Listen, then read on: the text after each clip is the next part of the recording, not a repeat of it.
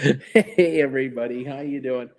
Welcome to the big show here. It's Bruce here with Traveling with Bruce. How are you today? Welcome all to the program from around the world, wherever you are. Welcome to this evening show. Today's date is Monday, April the 7th, 2025. We're into the fourth month of the year. Can you believe it already? The fourth month of the year? I can't believe it.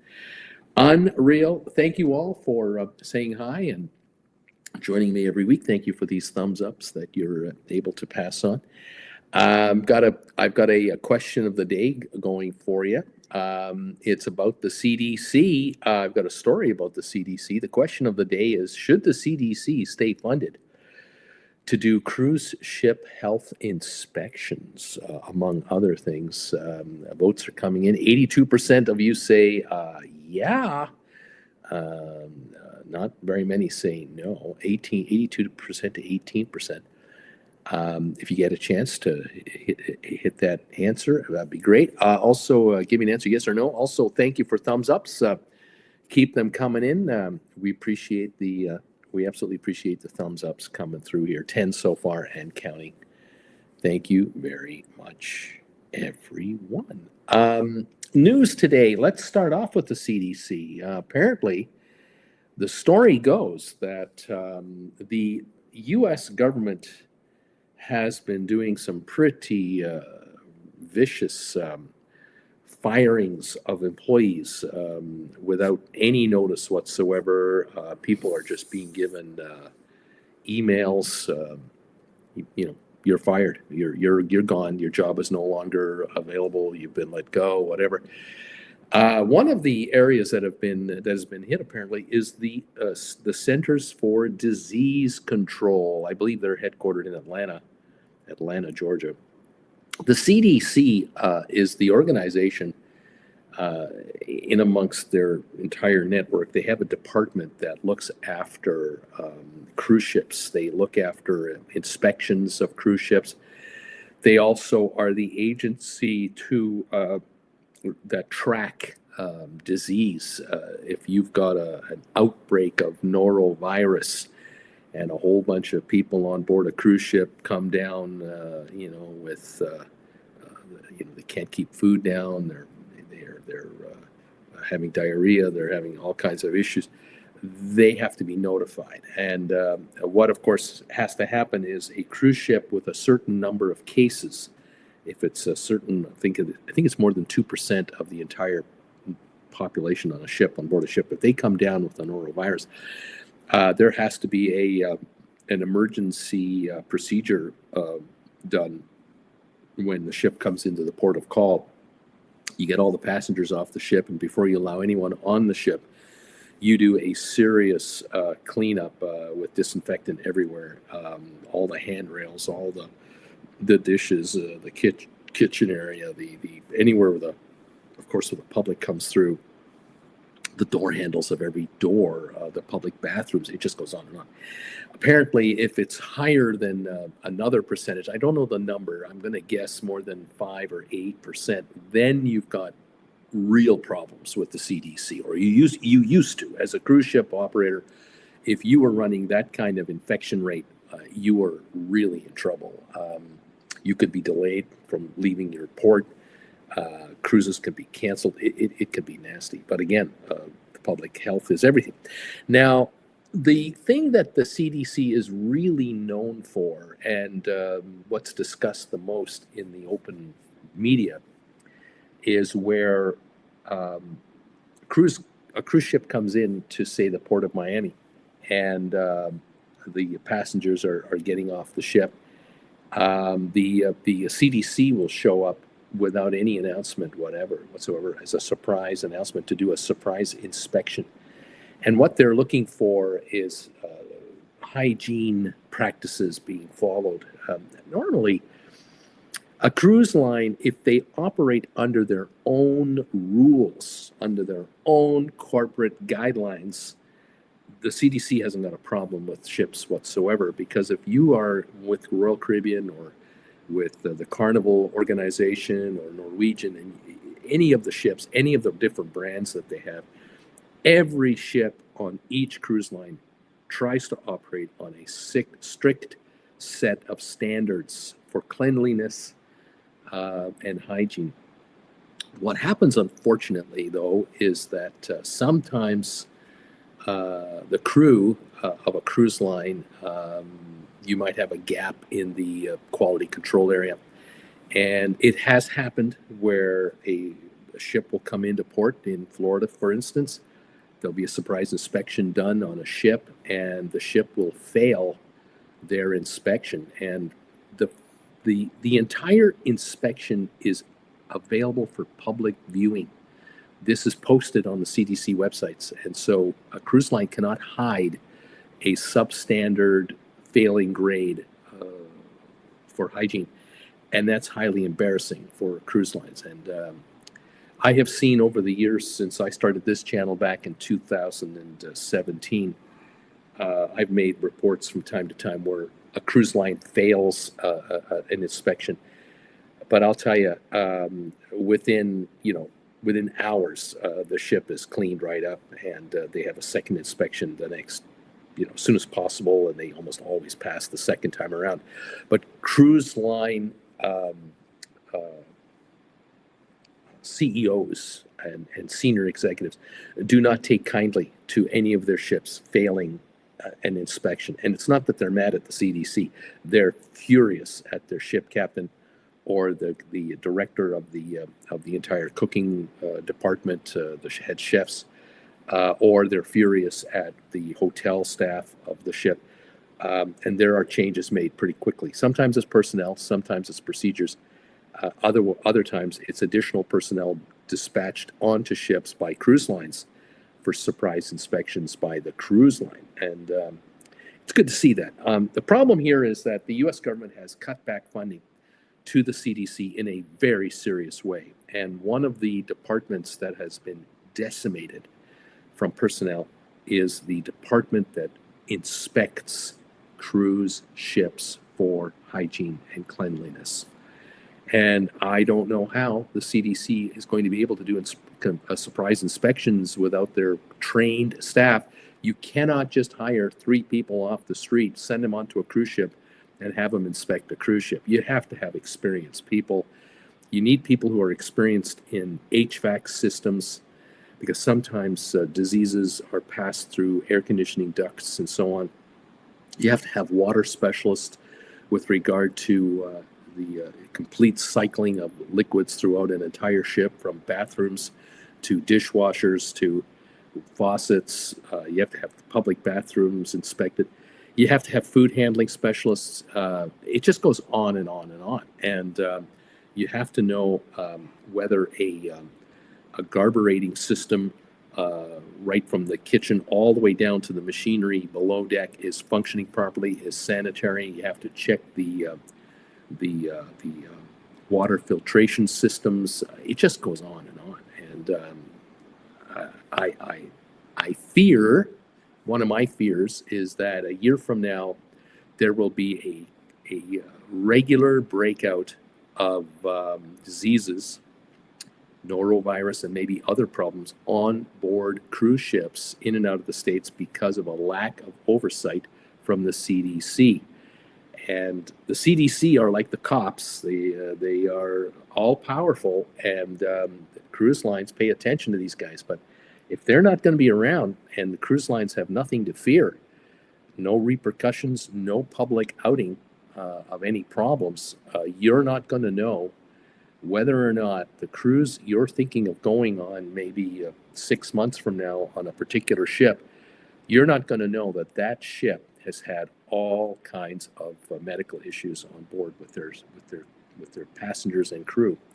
Because in the old days, up until a week or two ago, the CDC was the outfit that would reveal which ships on which cruise lines are failing tests, or how many passengers have caught norovirus on this ship or on that ship, what percentage, how many were crew, how many were passengers. The entire COVID thing exploded in Tokyo on the Diamond Princess cruise ship, if I'm not mistaken. The Diamond Princess was the ship that had 2,000 plus passengers on it, and several dozen people died on that ship because COVID broke out on that ship, and they did not know what they were dealing with for certain, and they had no idea whether people on board would be ill or not, and how to treat it and how to handle it. It was a nightmare that lasted at least 2 weeks on my channel and everyone else's.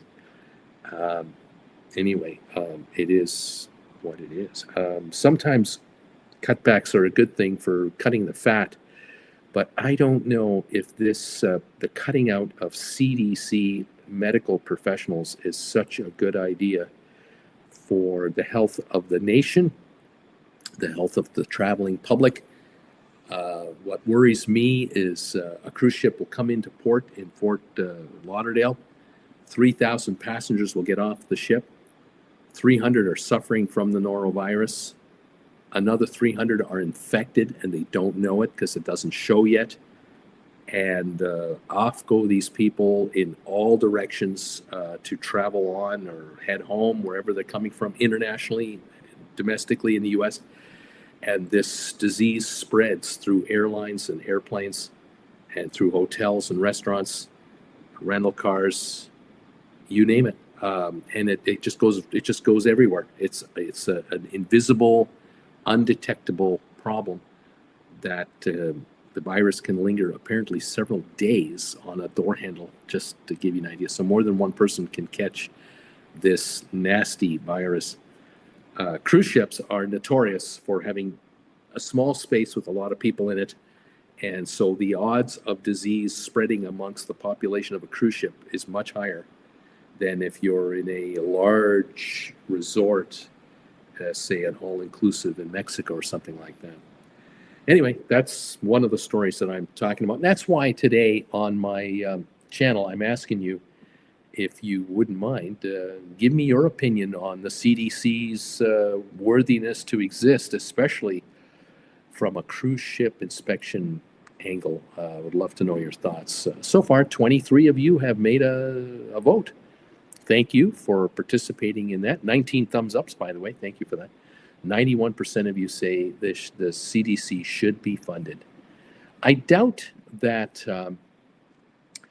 I would going to guesstimate that less than 10% of all people that went to the polls in the United States in November for the presidential election were actually thinking that their vote might result in the CDC of all agencies being severely cut back, including cruise ship inspections. I just don't think that that was a priority of anybody out there.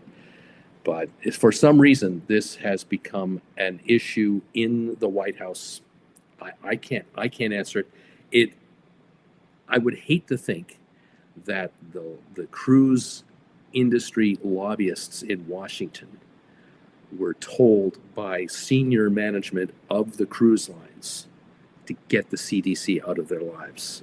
I would hope that hasn't happened, but I fear maybe it has happened. And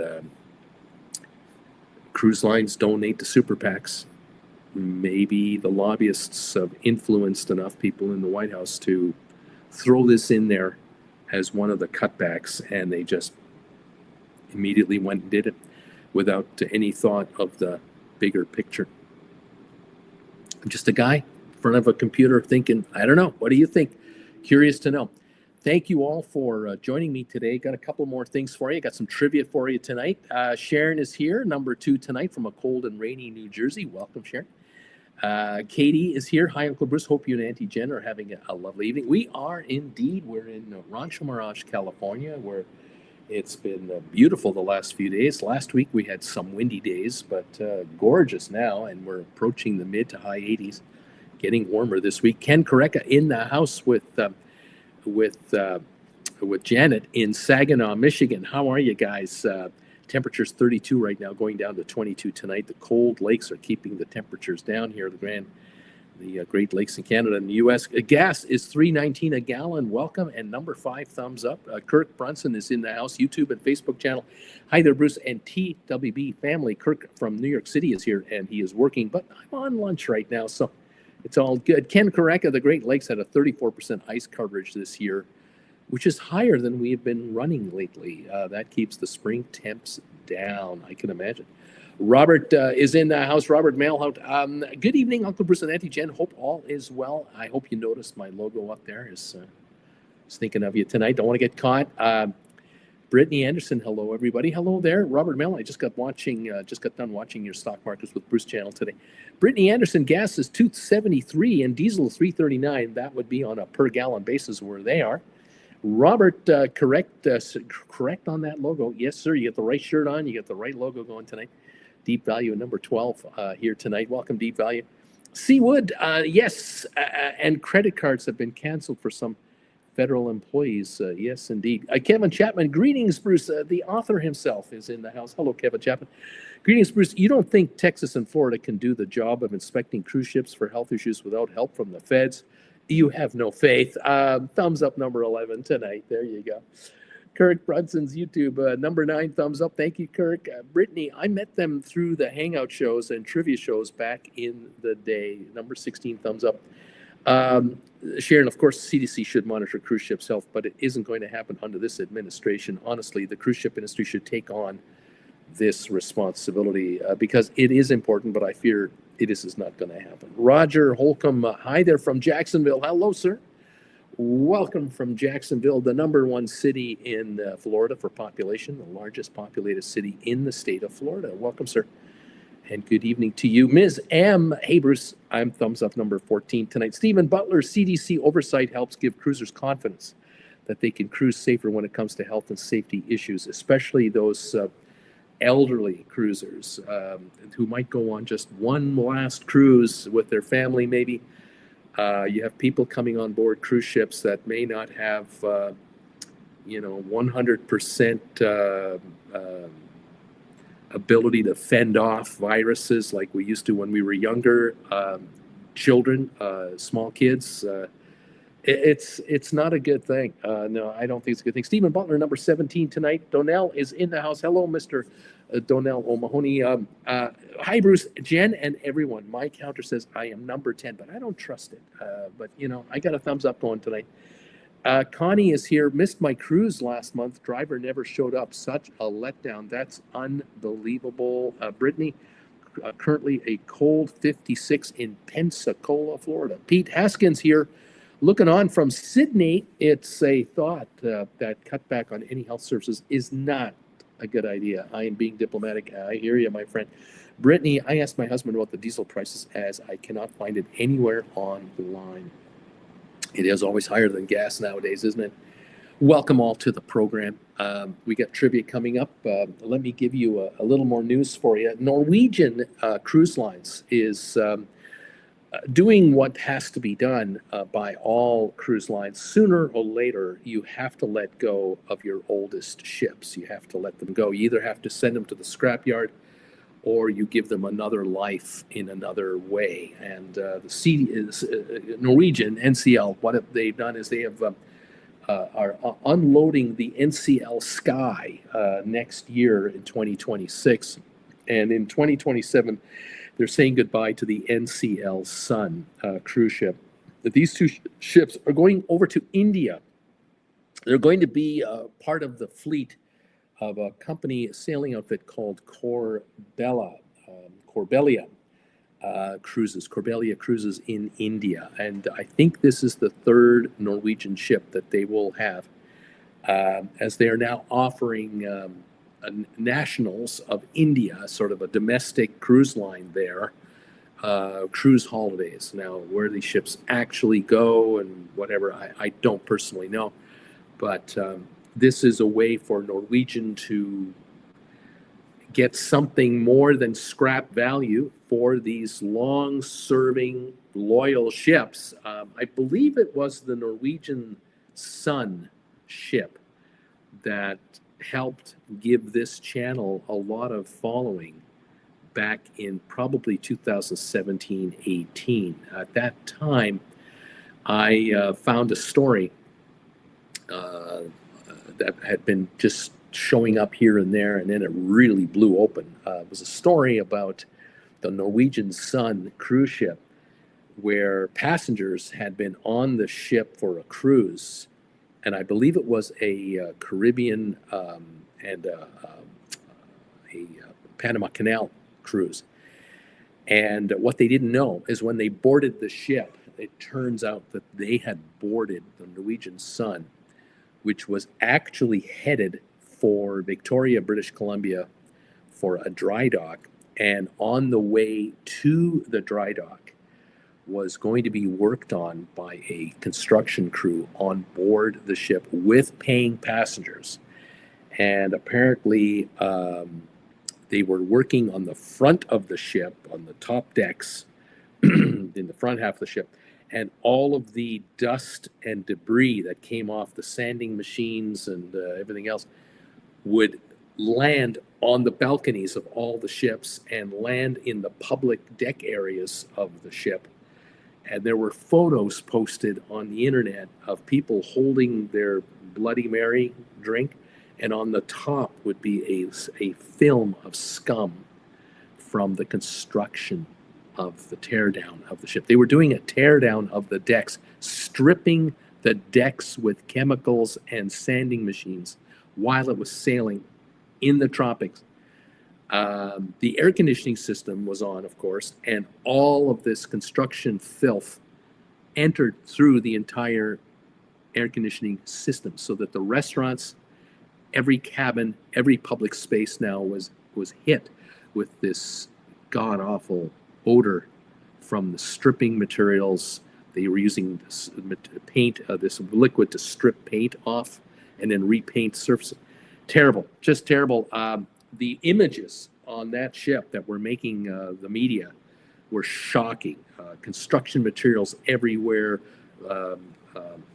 buckets of paint, it was awful. A whole bunch of the ship, a whole bunch of areas of the ship was restricted to the passengers. They couldn't go here, you can't go here, you can't go here.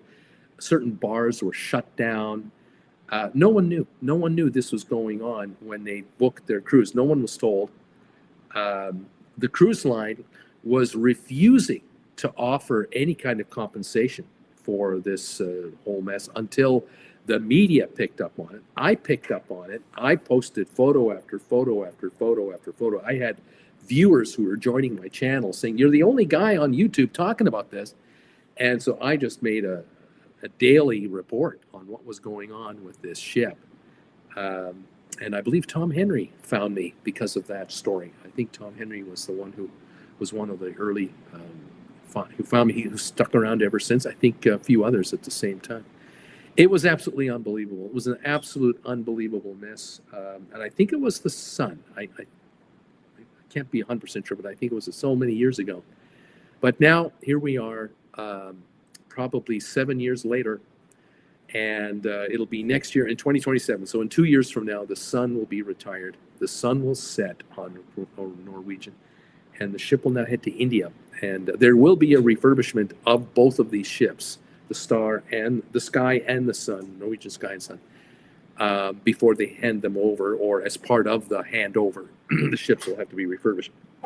But they will ride out their last, 10 years, 10 more years, and they'll eventually be 40 to 45-year-old cruise ships that will probably be in rough shape when they're done.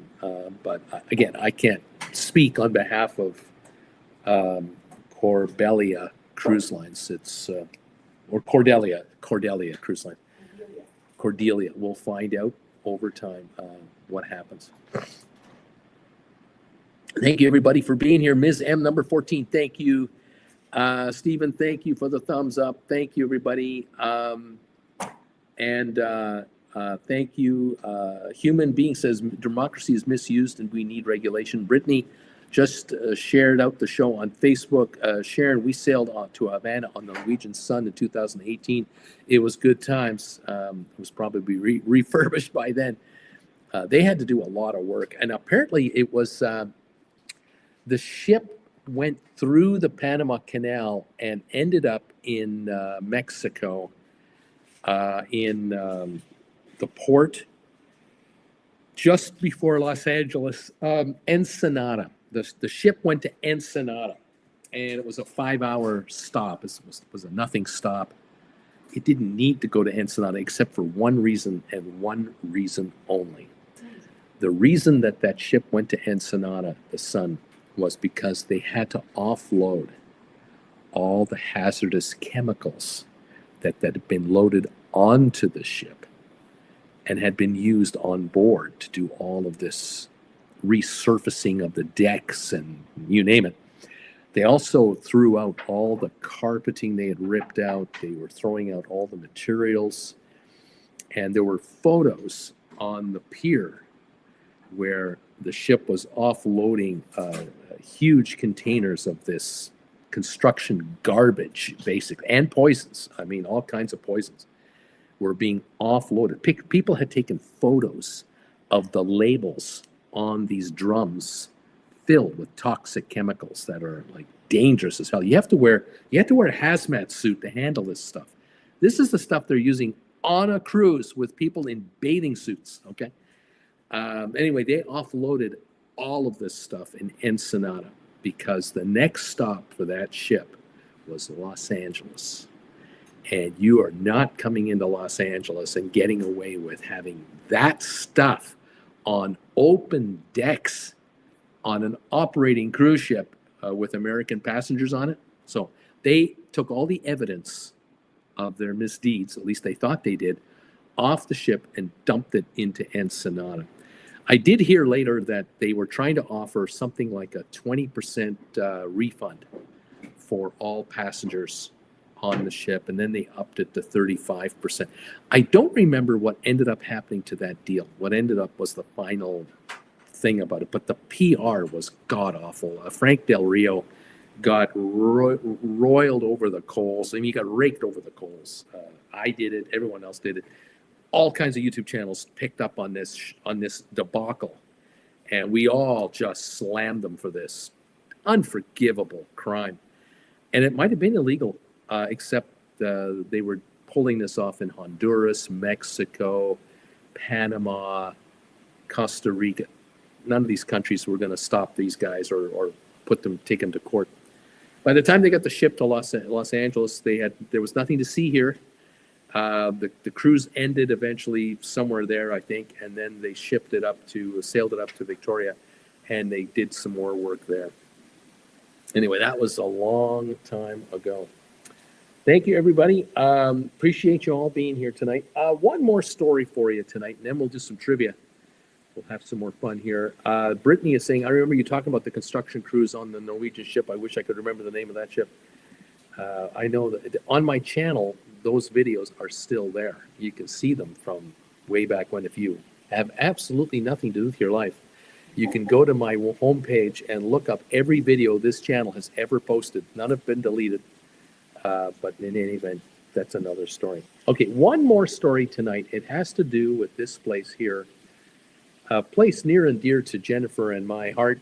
We lived here with our daughter. This is the Cayman Islands. This is a satellite image from space of Grand Cayman Island. This is probably 25, 30 years old, this photo. This is a long time ago.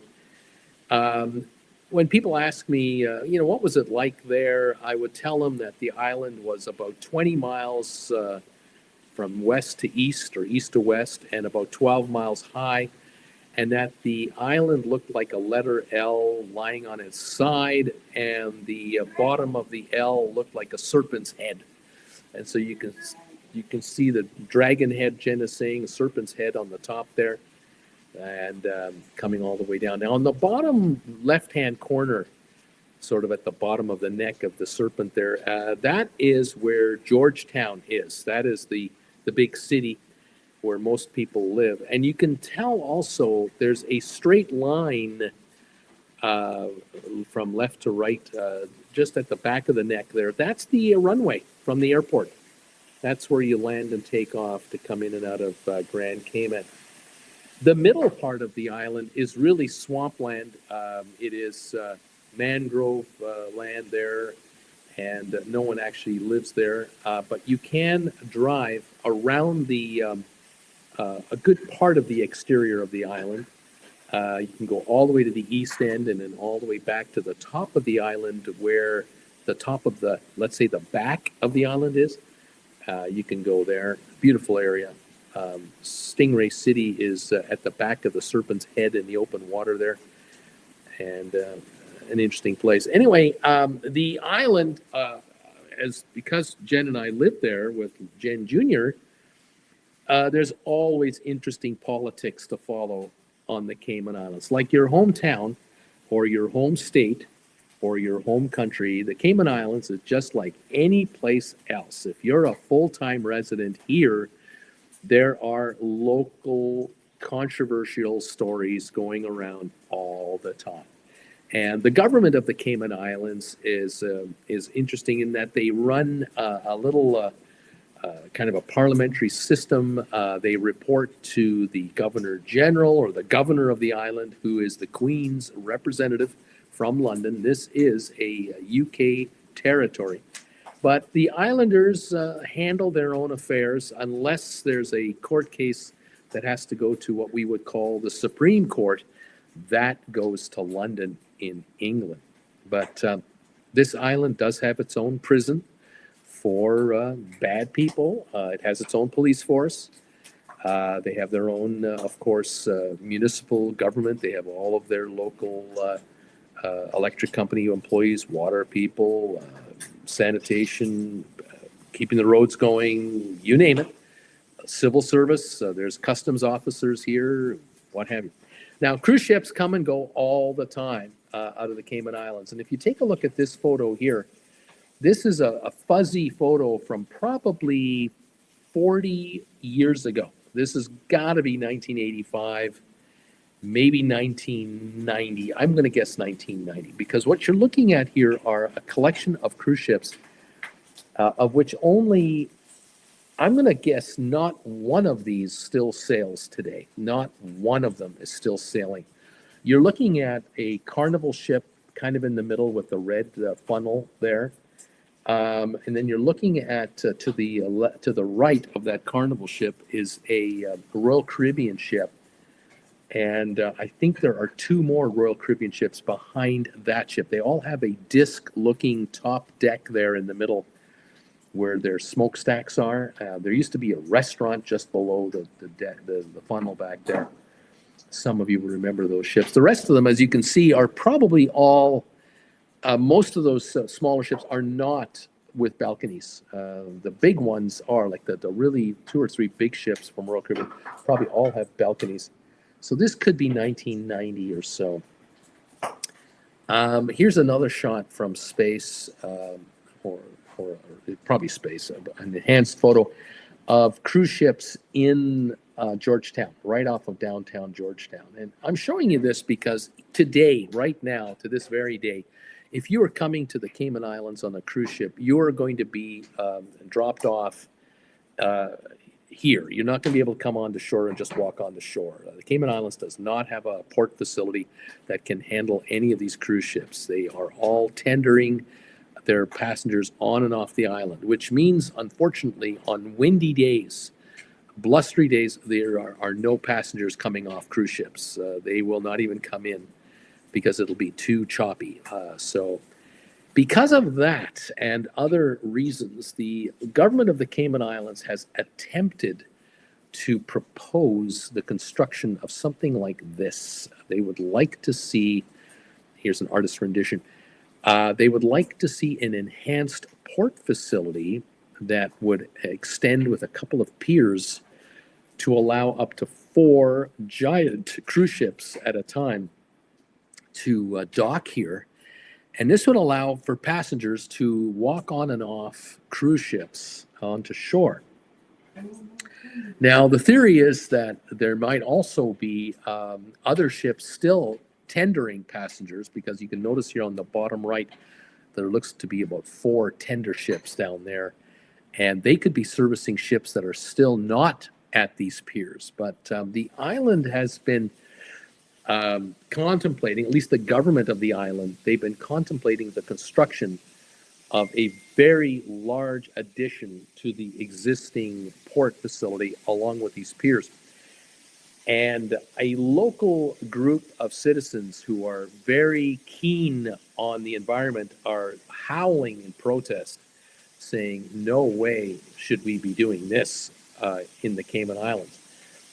And the reasoning is simple. You're looking at ships here, the two ships on the upper right-hand corner there under my logo up there. Those two ships are illustrations of two Oasis-class ships that can handle 6,000 passengers each. The Carnival ship you see there is a depiction of the Mardi Gras that has at least 5,500 passengers on it. And then you're looking at the far left ship, that's like a P&O ship that probably has 4,000 passengers. So two 6,000s, a 5,000, and a 4,000, you're talking 21,000 people that could get off these ships by foot.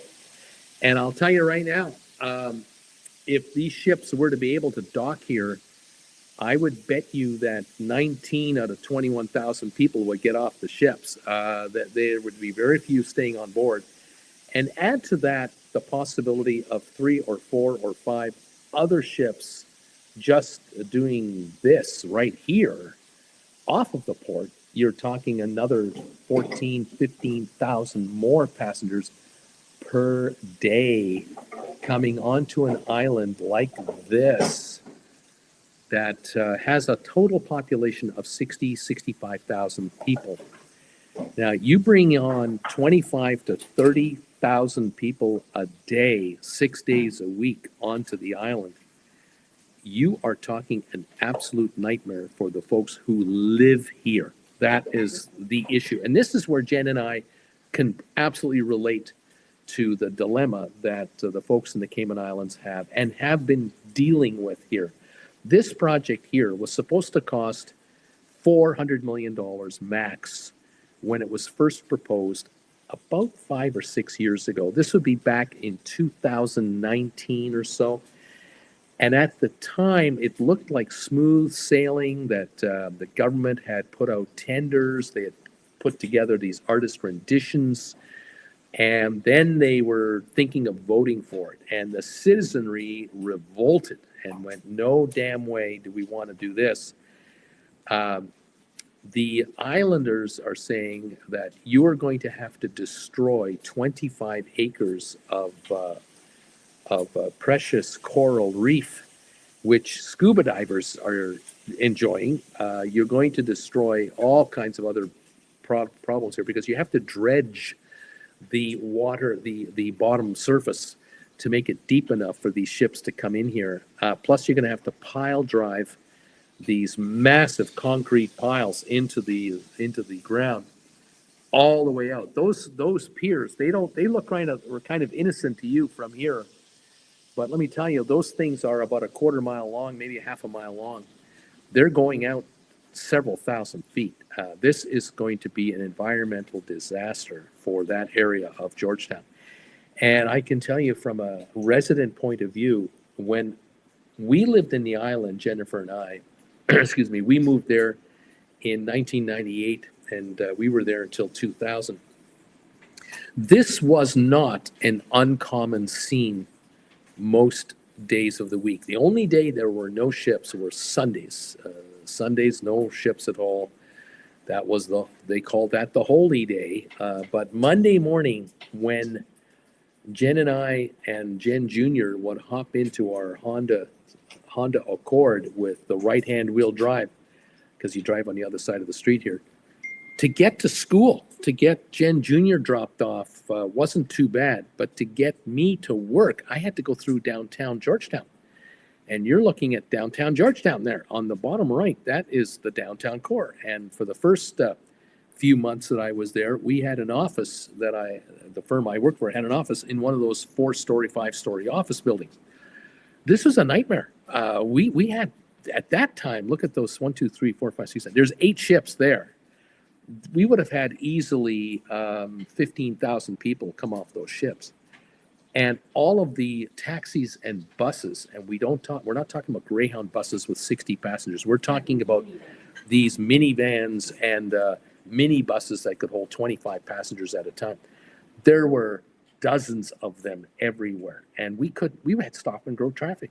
It would take an hour to get to work every Monday, every Tuesday, every Wednesday, every Thursday. And on the way back, of course, the problem was everyone was coming back to the ships to get off the island, and we had a nightmare to get home. And so Islanders put up a squawk and said, hey, man, you want to go from that to this. This facility can handle 25 to 30,000 passengers a day. That's not the problem.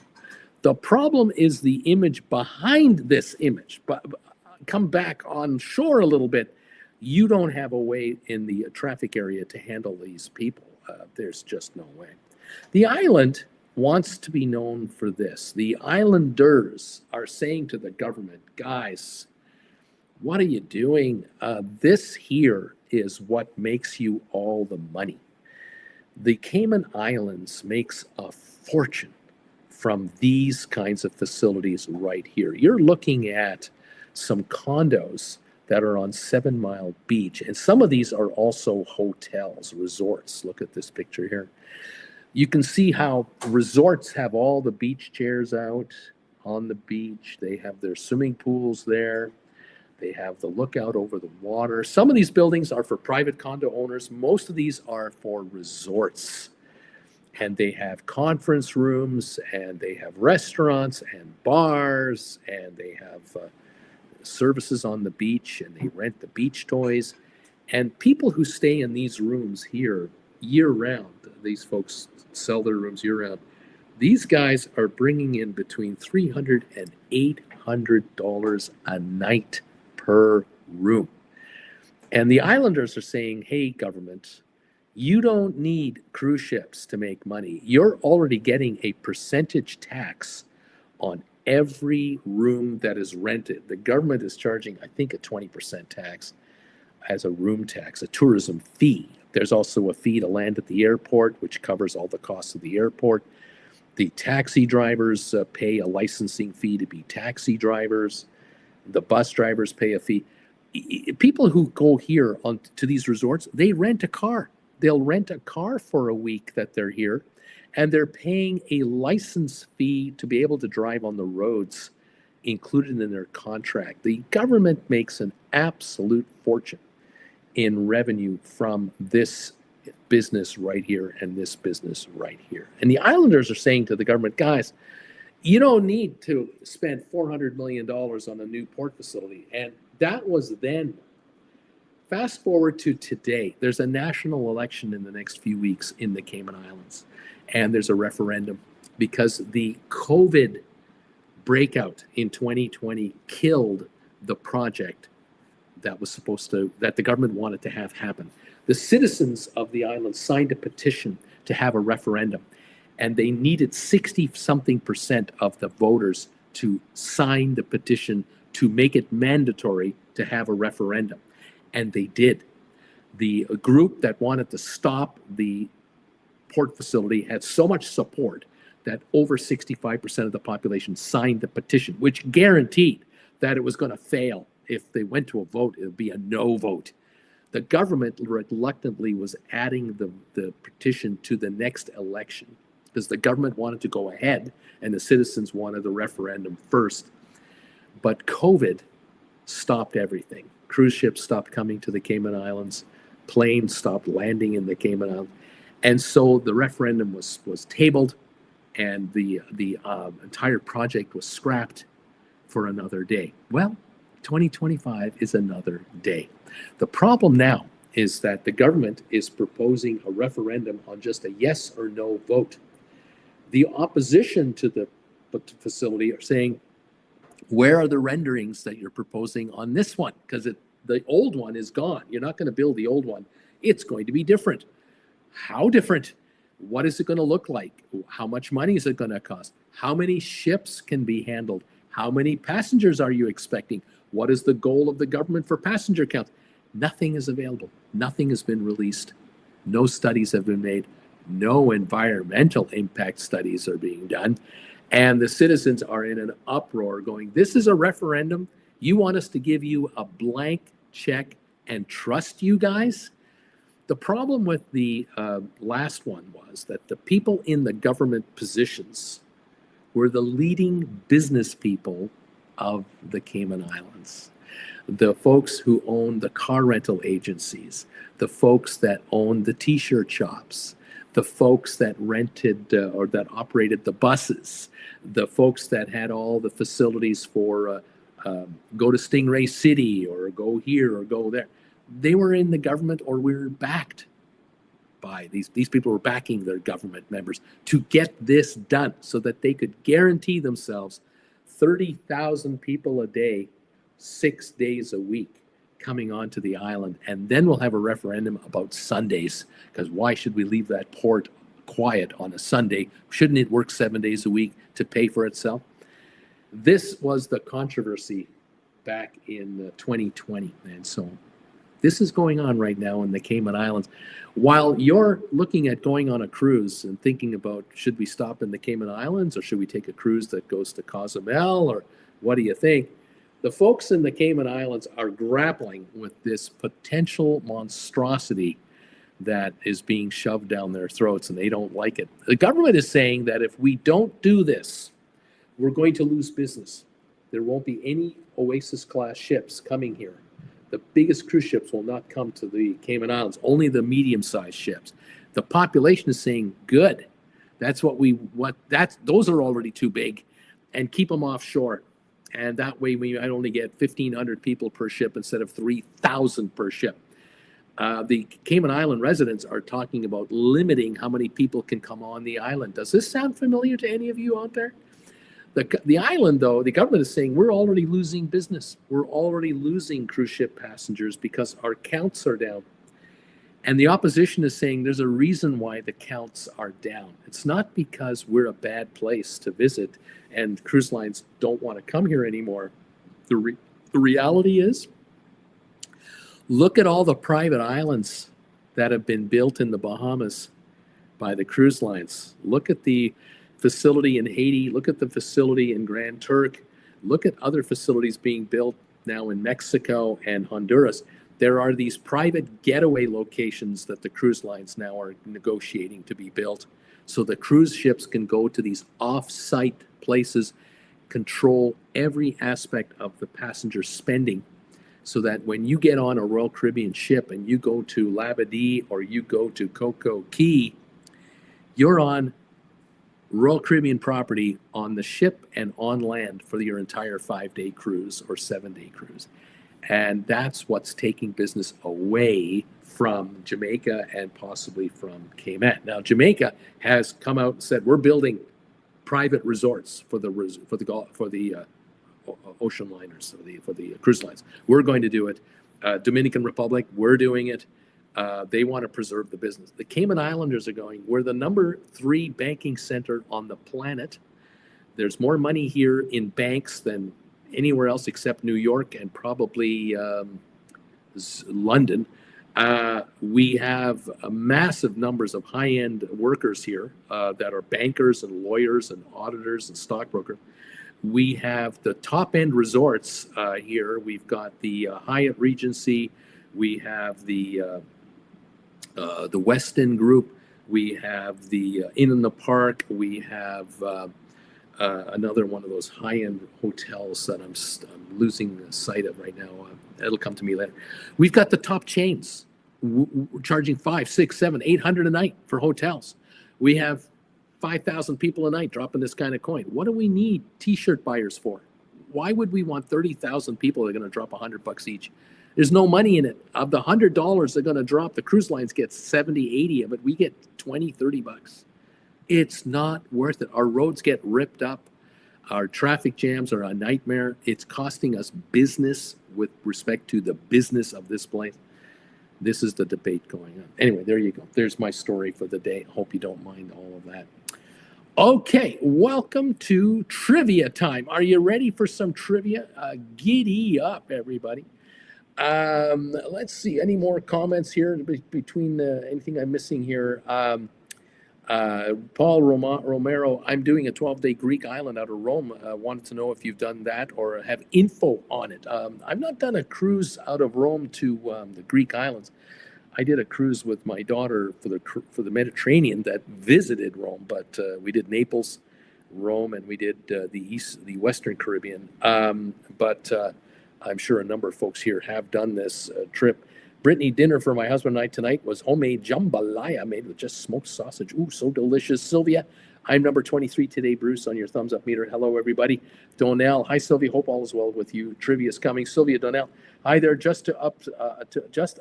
to upstate New York to visit my mom, and it's been very cold here. 39, and in North Carolina where I live, it's been 81. Too hot for me, or too cold for me, too hot for me. Oh my God. Let's go, Trivia, says Sylvia. Sharon, yay, Trivia. Donnell, Sylvia, North Carolina sounds nice at 81, but New York at 39 sounds nasty. Brittany, been ready for trivia. Rock and roll. All right, kids, are you ready for your first question? Let me grab my big-ass iPad here and my iPad pencil, and let's set up the first trivia question of the day. Thank you for joining me tonight from wherever you are. There are 25 answers I'm looking for this particular question. I'm going to give you, the rules are simple. No cheating by Googling. Don't look it up on the internet. Think about it yourself. See how many of these you know or how many you can guess correctly. And when you send me a guess or an answer, only give me one correct answer at a time. One answer at a time. Don't give me 5 answers in one set message. This gives everyone a chance to send in some guesses. Okay, alrighty. Thank you, everybody. Welcome to the show. Your first question of the night is, can you tell me the countries of the world that produce the most oil? Which are the 25 largest oil-producing countries on the planet? I know the first 4 or 5. You're going to get them very quickly. But after that, I'm curious, how are you going to do on this one? Kevin is thinking Canada, a place called Canada. Yes, Canada, number 5. Canada, number 5. Brittany, the United States of America. It's the number 1 country for oil production. 14.8 million barrels a day of oil is produced in the United States. Canada, 4.6 billion barrels. Saudi Arabia is guessed by Sharon and by Kevin. They're thinking Saudi Arabia. That's number 2 at 12.4 million barrels a day, not billion, million barrels a day. Sharon, what about Mexico, Bruce? Yes, Mexico's number 11 at 2.48 million. Brittany, what about China? Yeah, China is number 4, 4.9 million barrels a day from China. Donnell, Saudi Arabia, we've got it. Sharon, what about Iran, the country of Iran? The Iranians come in at number 7 at 4.38 million barrels a day. Brittany is wondering about India. Number 20, India does produce oil, but only number 20 at 1 million barrels a day. Iraq, Sharon is wondering, what about Iraq? Number 6, 4.44 million barrels a day. Donnell, the United Arab Emirates, UAE, Dubai, Abu Dhabi, that area. Yep, number 8, 3.77 million barrels a day.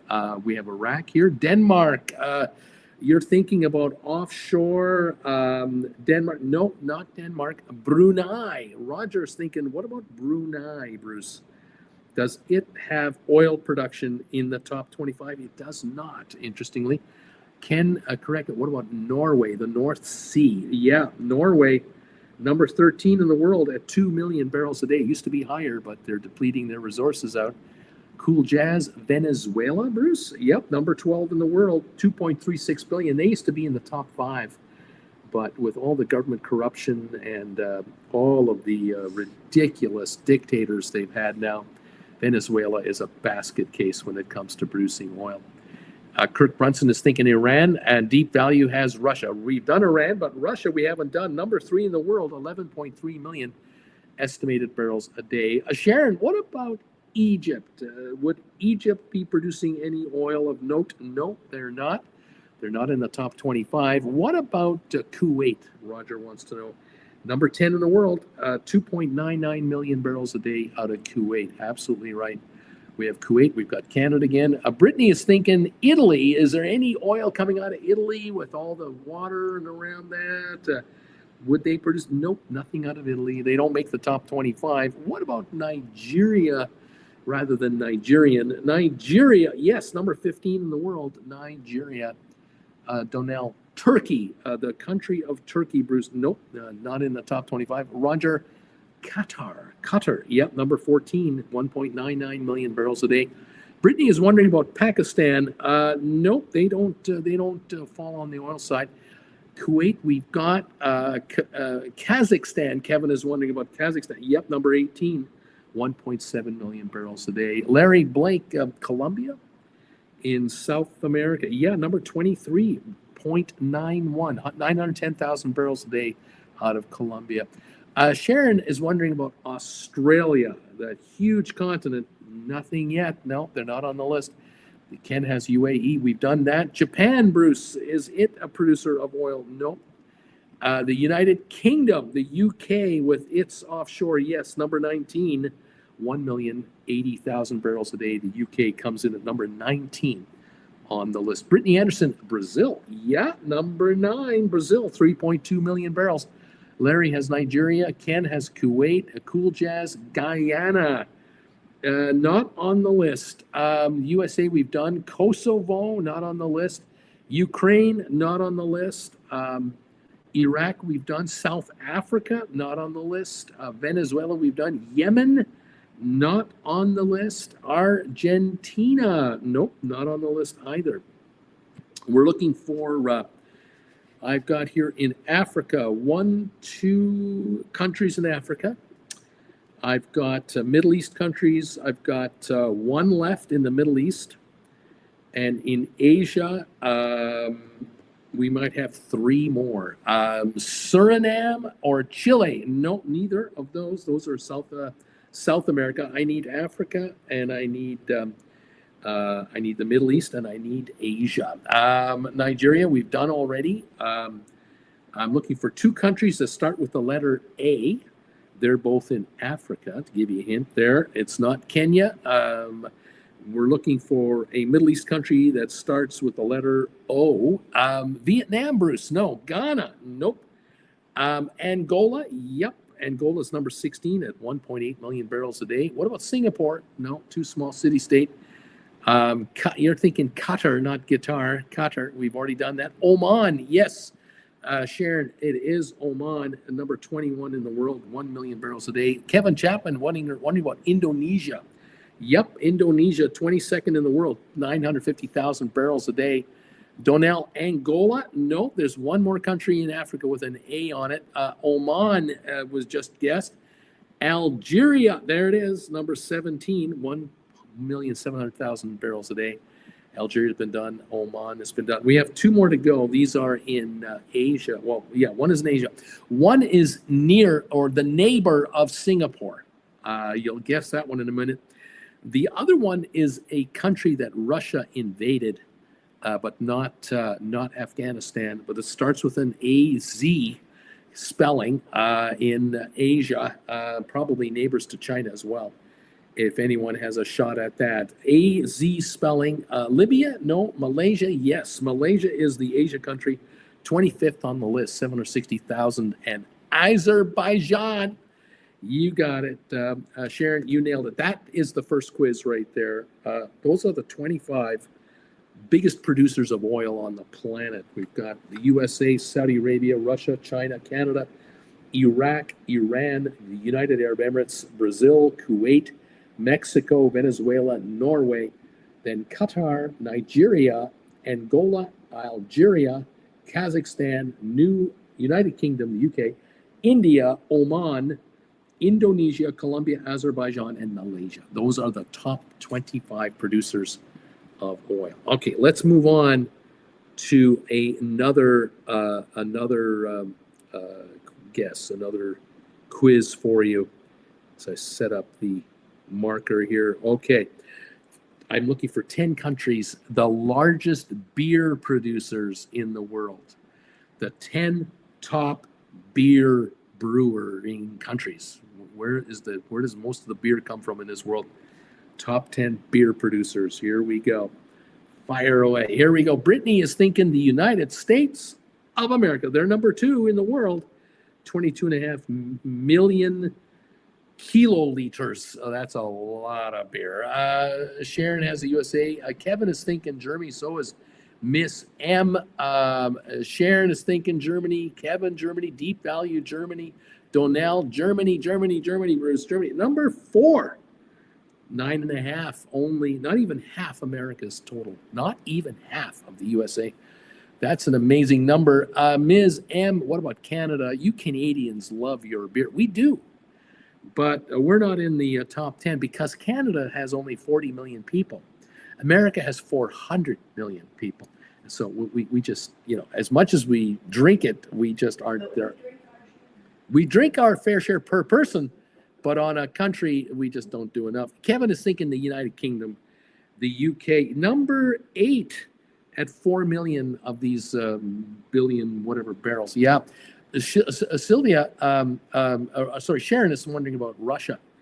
Is Russia on the list? Yes, right behind Germany, number 5, almost equal to German production. Canada didn't make the list. Germany was on there. What about Scotland? Not its own country, I'm sorry. Japan, Bruce. Ken Correct is thinking Japan. Number 7 at 5 million, just ahead of the UK. More beer made in Japan than the United Kingdom, believe it or not. Guinness is UK, says Kevin. Belgium, Bruce. What about Belgium? Is not on the list. 2 of each, Mom. Not on the list. Ireland, Bruce? Is Ireland on there? Nope, not on there. China, 2 of each, Mom. Yes. Number 1 country in the world for beer production, China, 46.5 million kiloliters. All right, so 46 million for China. No, USA number 2 at 22 million. So the USA not even half of China. Unbelievable. The Netherlands, Bruce, nope. China, we have India by chance? Nope. Ireland, nope. Mexico, yep. Number 6 or 7 is Mexico, just behind Russia, 8 million versus 9 million. India didn't make it. China, number 1, we've got it. Mexico, we just did. Poland, Bruce, number 9, 3.5 million kiloliters. Poland. Australia, Bruce, they love their beer down under. Foster's, they're not on the list. 22 million Australians, 45 million Canadians, and they didn't make it. So no. China, no. South Korea by chance? No. There's 2 countries left. Czech Republic, they make good beer, very good beer, but they're not on the list. No. The number 3 country is who I'm looking for, South America country, and the number 10 country is in Europe. Those are the 2 left, a South American country and a European country.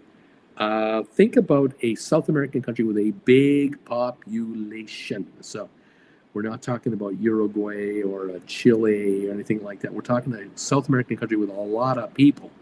There's 1 country with over 400 million people in it. Which one are we talking about in South America? And in Europe, we're talking about a country that enjoys, they enjoy bullfighting, they enjoy beer and wine, and they enjoy the tango. They enjoy siestas. They're on the Mediterranean and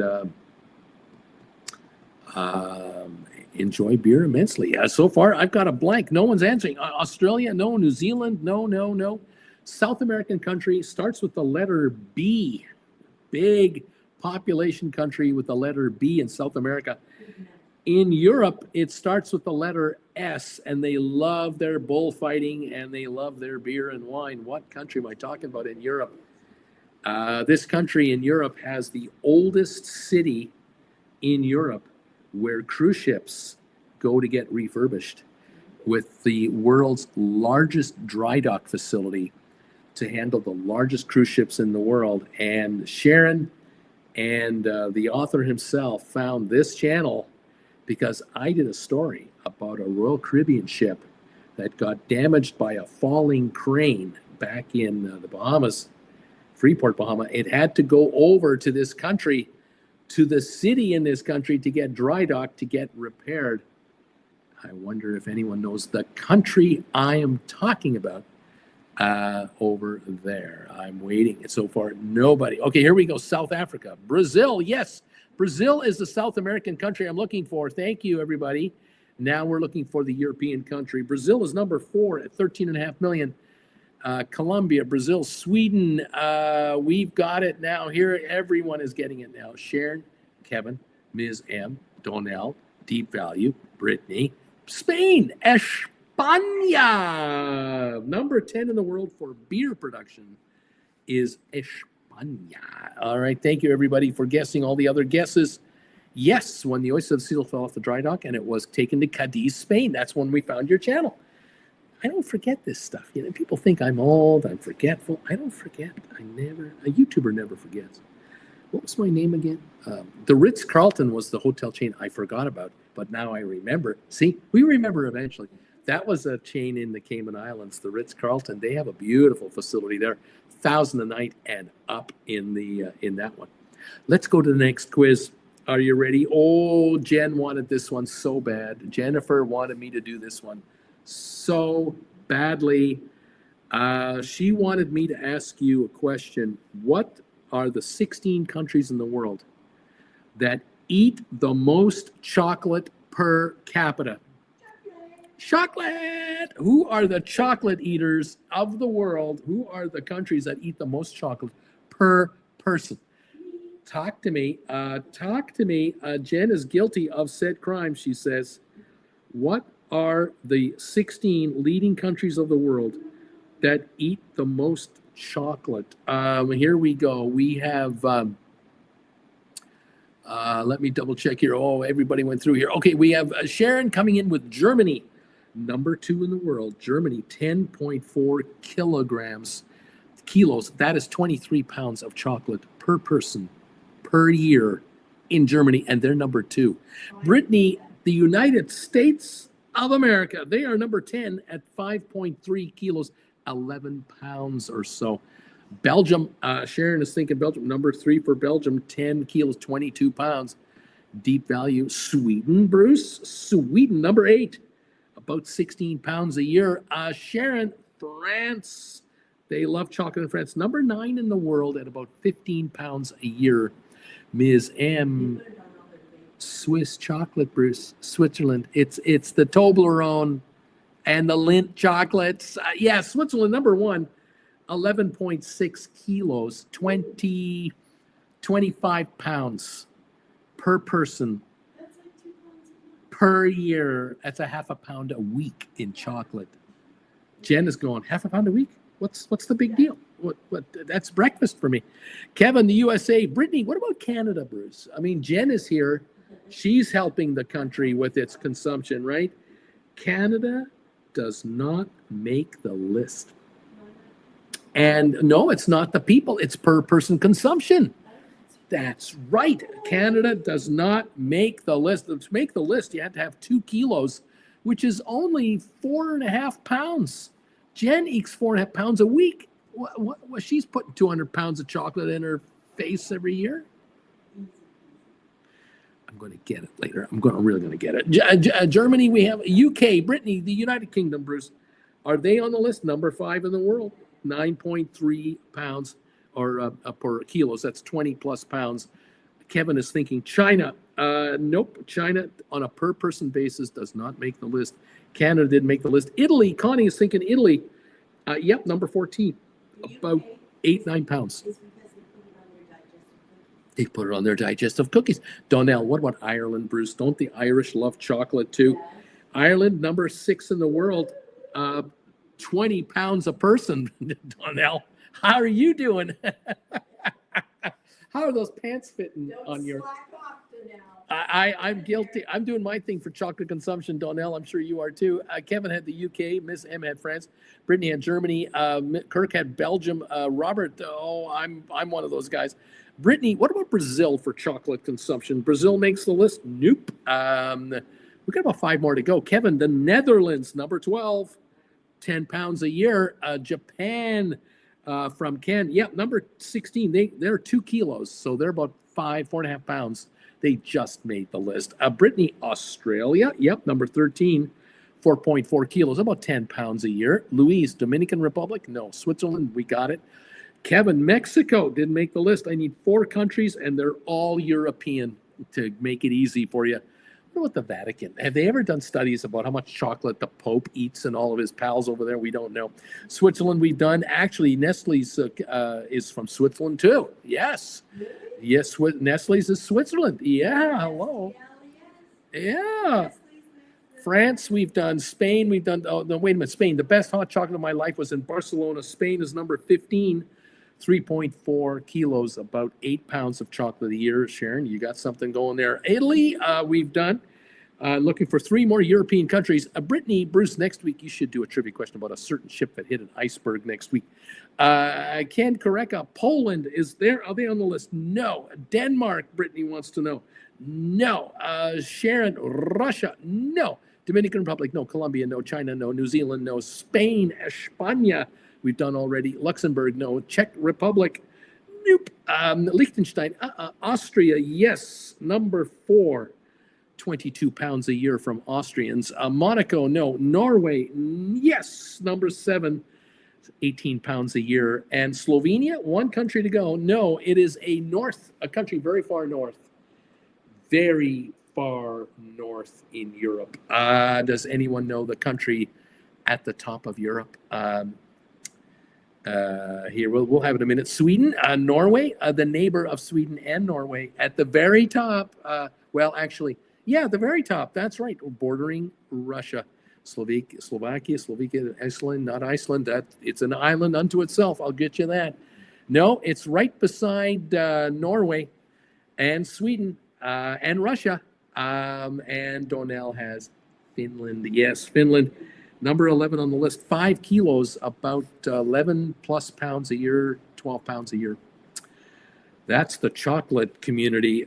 Jen is a member of that community, no question about it. All right. We've got our second last quiz right here, right now. One quick peek at how we're doing on our thumbs ups and on our question of the day. Thank you, everybody, for being here. 26 thumbs ups have come in so far. And the question of the day is, should the CDC stay funded to do cruise ship inspections for health inspections? 88% say yes, sir. 12% say no. So it's 7-1 or 8-1 maybe in favor of the CDC doing their job.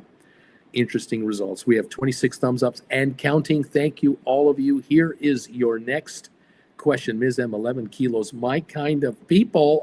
Yes, indeed. All right, here we go. Tell me the movies that have won the most Oscars. What movies collectively have won the most Oscars?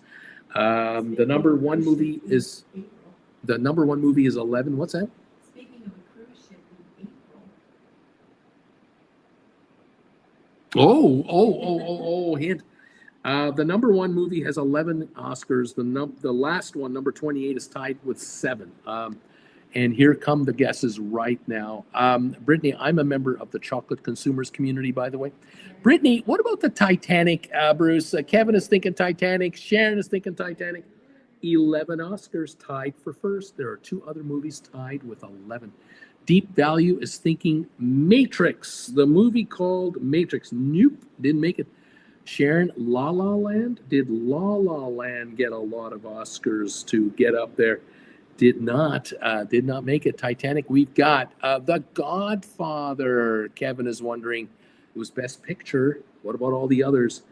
Godfather is not on the list. It did not make it. Let's keep going. The Lion King, did it make the Oscars? 7 or more? No. Lawrence of Arabia, yes. Lawrence of Arabia has 7 Oscars from 1962, and that was the breakout movie for Michael Caine. Absolutely. Ken Kreka, Godfather, no. Sharon, The Sound of Music, Bruce. The Sound of Music. Nope, did not make it. Gandhi, the movie Gandhi had 8 Oscars, tied for fourth place. Yes, Gandhi. Ben Hur. Let's give it Ben Hur. And yeah, Ben Hur had 11 Oscars in 1959. The first movie to get that many was Ben Hur. Cleopatra, Bruce. The movie Cleopatra. Nope, never made the top list here. The Wizard of Oz. The Wizard of Oz. Let's take a look for The Wizard of Oz. Nope, it did not make the list. The Ten Commandments. Did it make the list of Oscar wins? No, it did not. Gone with the Wind. Gone with the Wind made 8 Oscar wins, 1939, and they were the leader in Oscars for a long time until 1958, and then 1959 and other movies after that. Ben Hur, very good. Avatar, Bruce. Avatar, did they make the list of most Oscars? No. As Good as It Gets. As Good as It Gets did not. It won the Best Actor, Jack Nicholson. Best Supporting Actress, The Waitress. Bonnie Hunt, not Bonnie Hunt. Her last name is Hunt. Helen Hunt. She was Best Actress, Supporting Actress. The supporting actor did not get the Oscar in that movie, and that was the gentleman with the scars on his face. He was one time a late night host. Kinnear. He didn't win the Oscar. Greg Kinnear. He should have won the Oscar. He was the trifecta. Those 3 actors were the movie. He didn't get it. Unbelievable. Donnell has been her. Dr. Zhivago from Ms. M. Dr. Zhivago did not win 7 or more Oscars. Lawrence of Arabia, we've got it. Schindler's List. Yes. Schindler's List is on this list. 7 Oscars. I was going to give you a hint on Schindler's List if you needed it. The hint was going to be that Newman caught Jerry and his girlfriend making out while watching this movie in the theater, and he told Jerry's mother, and Jerry's mother was outraged that he would make out with a girl at this movie, Schindler's List. Great comedy, that show. The Shape of Water, movie called The Shape of Water. I've never heard of this movie, so no, it doesn't work. Saving Private Ryan, Bruce. Did Saving Private Ryan get enough Oscars? No, including Tom Hanks for Best Actor. Didn't win an Oscar for that movie. What about the movie Patton, Bruce? The movie Patton. 7 Oscars, 1970. The actor who won the Oscar for Patton, what was his name? Does Jennifer know? We wonder, but it'll come to her. Bridge on the River Kwai, not Ridge on the River Kwai, but Bridge on the River Kwai. Yes, 7 Oscars, 1957. Avatar did not do it. Silence of the Lambs. Did it win enough Oscars to move up on this list? It did not. It happened one night, Sharon is wondering. It happened one night. Nope, did not. Forrest Gump won Best Actor with Tom Hanks, but Forrest Gump did not get enough Oscars to make this list. Star Wars, any Star Wars, none, not one. No. George C. Scott won Best Actor for Patton. Gone with the Wind. We've done Citizen Kane, Bruce. Citizen Kane did not win enough Oscars to make it. Sharon had Helen Hunt. She remembered. Chinatown, Bruce. Ken is wondering about Chinatown, the movie. Did it make the list? It did not make the list. Greg Kinnear says, Sharon, yes, correct. Snow White, no. One Flew Over the Cuckoo's Nest.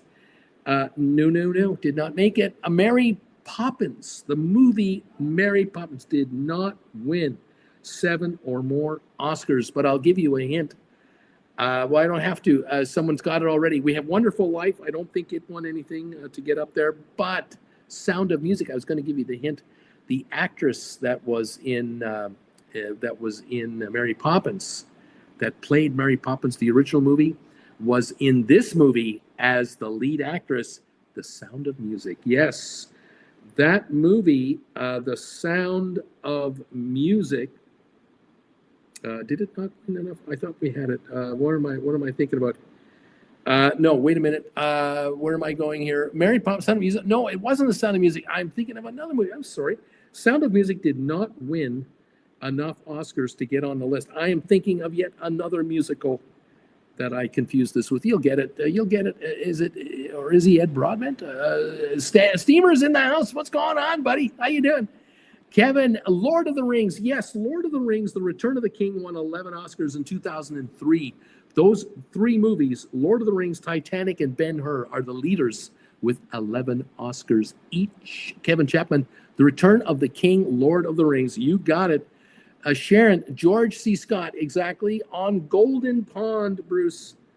On Golden Pond did not win 7 or more. Dr. Strangelove did not win 7 or more. The Last Emperor won 9 Oscars in 1987. Donnell, Aaron Brockovich, the movie Aaron Brockovich, did it win 7 or more? No. Any James Bond movie? Never.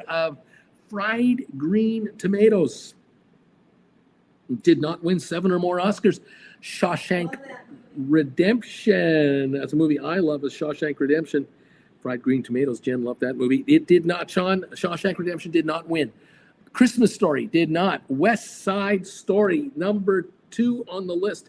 10 Oscars in 1961. It won 10 Oscars. Casablanca, a classic movie, did not win 7 or more Oscars. Chicago, the movie Chicago, did not win 7 or more. The Sting did win 7 Oscars in 1973. Paul Newman and Robert Redford. Annie, Brittany is wondering about Annie. Nope, did not. My Greek Wedding did not. I was bored of the rings, says Steamer. Cinderella, no. Cinderfella, no. Sylvia, make sure you give Bruce a thumbs up for the trivia tonight. Brittany, The Wizard of Oz, was it a winner of 7 or more? No. Castaway with Tom Hanks? No. Oklahoma, did that one win 7 or more? Nope. Avatar? No. Jaws? No. It's time for hints. Let me give you some hints. Let's see. I believe this movie coined a phrase. Stella! I believe. No, I'm wrong. That's not the movie. But the lead actor made that comment. He did that line, Stella! But he did it for A Streetcar Named Desire.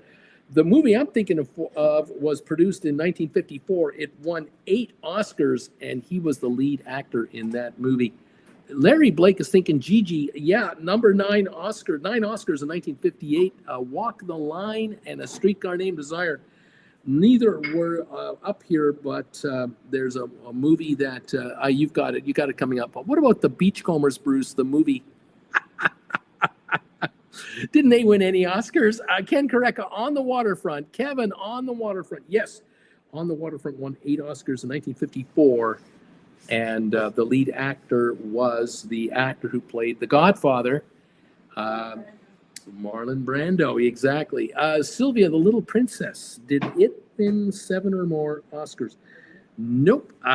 Taxi Driver. Nope. Superman. Nope. Another movie I'm looking for is a 1972 movie all about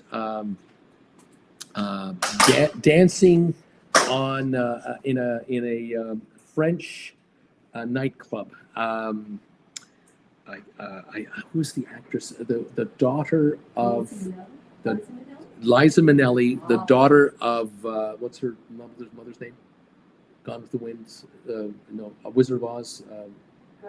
Judy Garland's daughter, Liza Minnelli, starred in this movie in 1972 and won. And Joel Grey. She's thinking T. Ghostbusters, no. Spider-Man, no. Psycho, no. Wizard of Oz, no. E.T., no. Cabaret, yes. Cabaret is 8 winner, 8 Oscars, 1972. My Fair Lady, Kevin, you got me off the hook. My Fair Lady won 8 Oscars and wasn't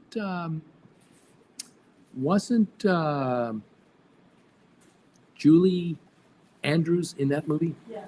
Yeah, she was in Sound of- No. Audrey Hepburn. Audrey Hepburn was in that movie. But Julie Andrews played that movie on Broadway, played that play on Yes, Broadway. yes. Yeah, but she didn't do the movie. I think that's how that worked. Brittany is wondering about Dirty Dancing. No, it didn't win 7 or more Oscars. Ben-Hur, we've got Last Tango in Paris. Nope, not on this list. Judy Garland, we got it. All That Jazz, Bruce. It's Showtime. Nope, it did not win 7 or more. La Folla, nope. Chicago, nope. Breakfast at Tiffany's. Breakfast at Tiffany's did not win 7 or more. La Cage aux Folles, no. Lord of the Rings, we've done. Okay. Birdcage didn't do it either. All right, we've got another movie here. Let's see if we can put this one together here. Meryl Streep and Robert Redford starred in this movie set in a giant continent of the world. That's the name of this movie. Kevin Costner did this movie.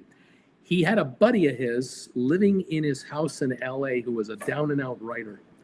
And the guy just was getting drunk all the time and couldn't get anything going. And finally, Kevin had to kick him out of the house because he just wasn't trying to make his life any better.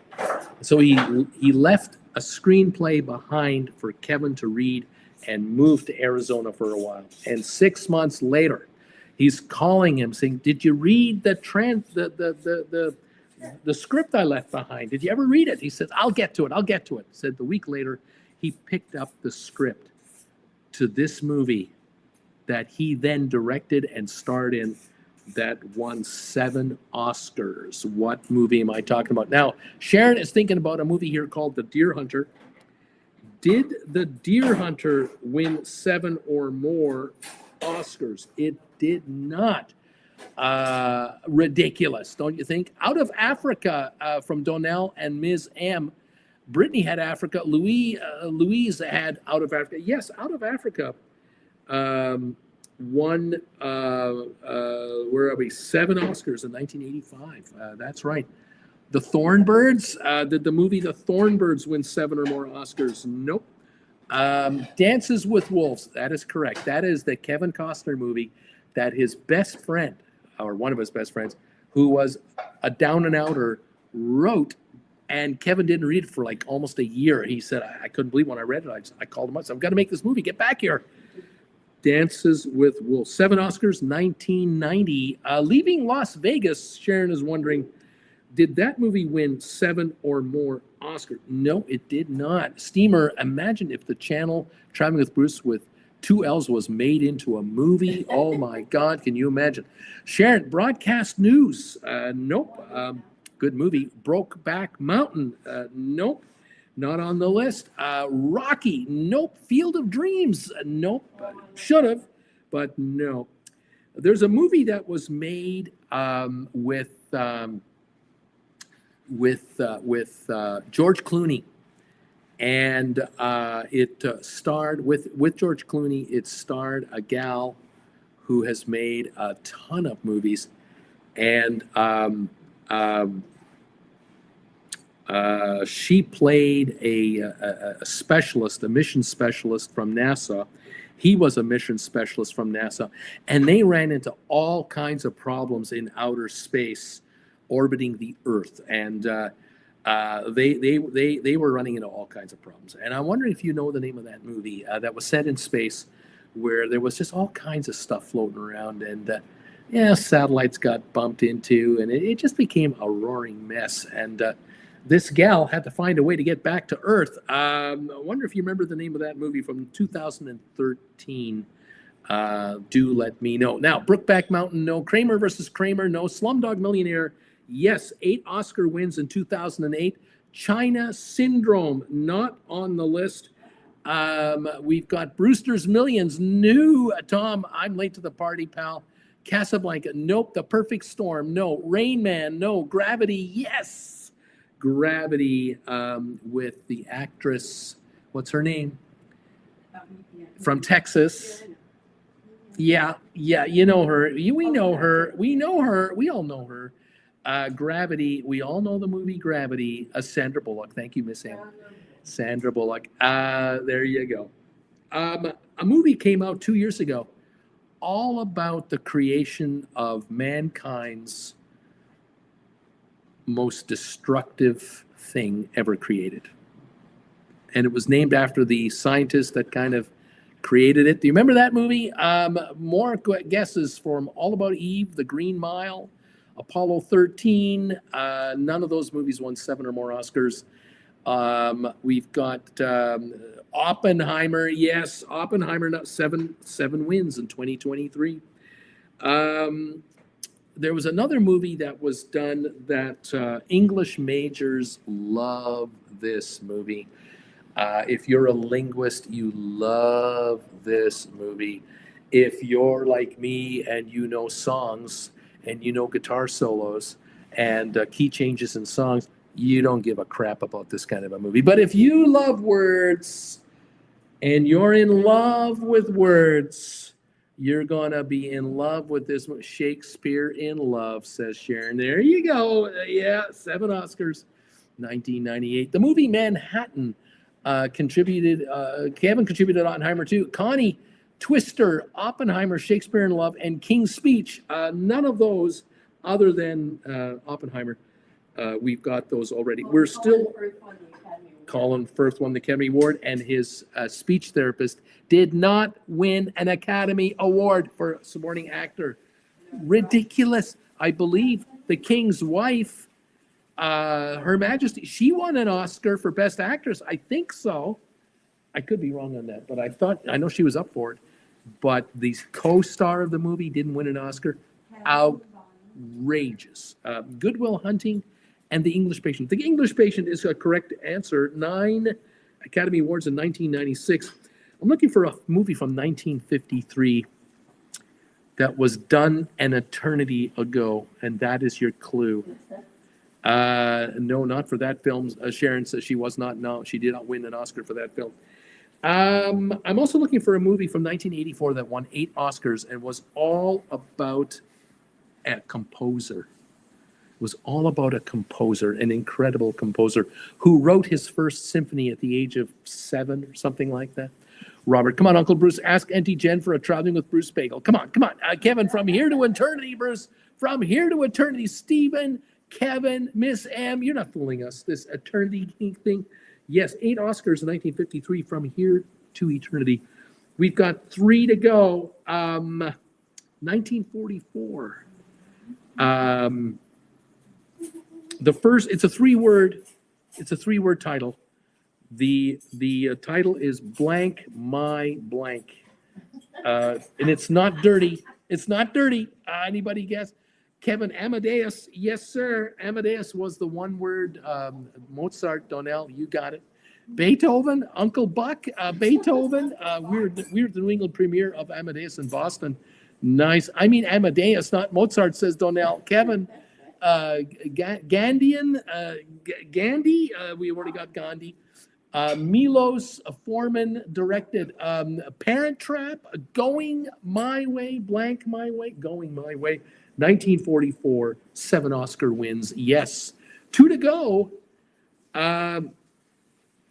Let's see here. The best blank, blank, blank, blank. That's the name of the title. The best blank, blank, blank, blank. Anybody know this one? Nacho Libre, Going My Way, says Larry. This movie was 1946. The best blank, blank, blank, blank, 1946. Does anyone know that movie? And that leaves us one more. What's that? Is it big or little? Is it big or little? Yeah. What do you mean big or little? Blank, blank, blank, blank. Big or little? Big words, little words? No. Yeah, I don't know what you're I talking about. think you have a different movie. She's a word girl. I don't know what she's talking about. In Texas, Napoleon Dynamite, the best whorehouse in Texas. That's what I was thinking. The best little whorehouse in Texas. Yeah. Tom says a little whorehouse in Texas. Yes. No, Roger and Donnell, the best years of my life. No, the best years of our lives. Roger, 1946, 7 Oscars, and that leaves us with one movie left to get.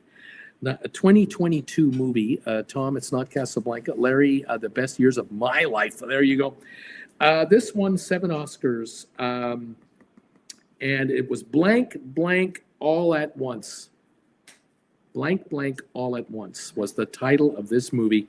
2022, 7 Oscar wins. Blank Blank All at Once. Anybody got a clue? I have no idea who was in the movie. I don't know what it was about.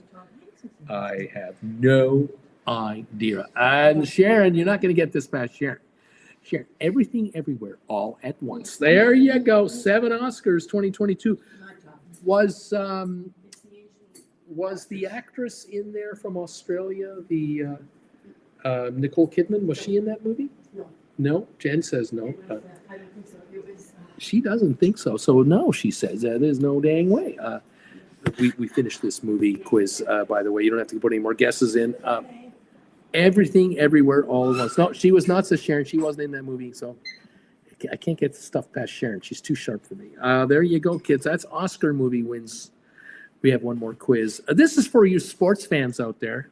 Those of you who are sports fans, I hope you don't mind this one. On the weekend, on Sunday, a major event took place in the National Hockey League. Alex Ovechkin scored his 895th goal of his career, surpassing a gentleman that is in this quiz among many others. I want you to tell me, if you can, what NHL hockey players have scored at least 500 or more goals? Which of these players are in the 500 club? We know Alex Ovechkin is in there. And Donnell, I got to go, Bruce. It's very late. It's okay, my buddy. You have a great week. Good night, You take care, Donnell. Thank you. Good night, Donnell. Wayne Gretzky, of course, was passed by Ovechkin. So, yes, he had 894 goals. So we've got Gretzky. We've got Ovechkin. Now, who else scored at least 500 goals? Well, Gordie Howe, Mr. Hockey himself, 801 goals. That's right. Gretzky, the great one. Sid the Kid, Sidney Crosby, still playing.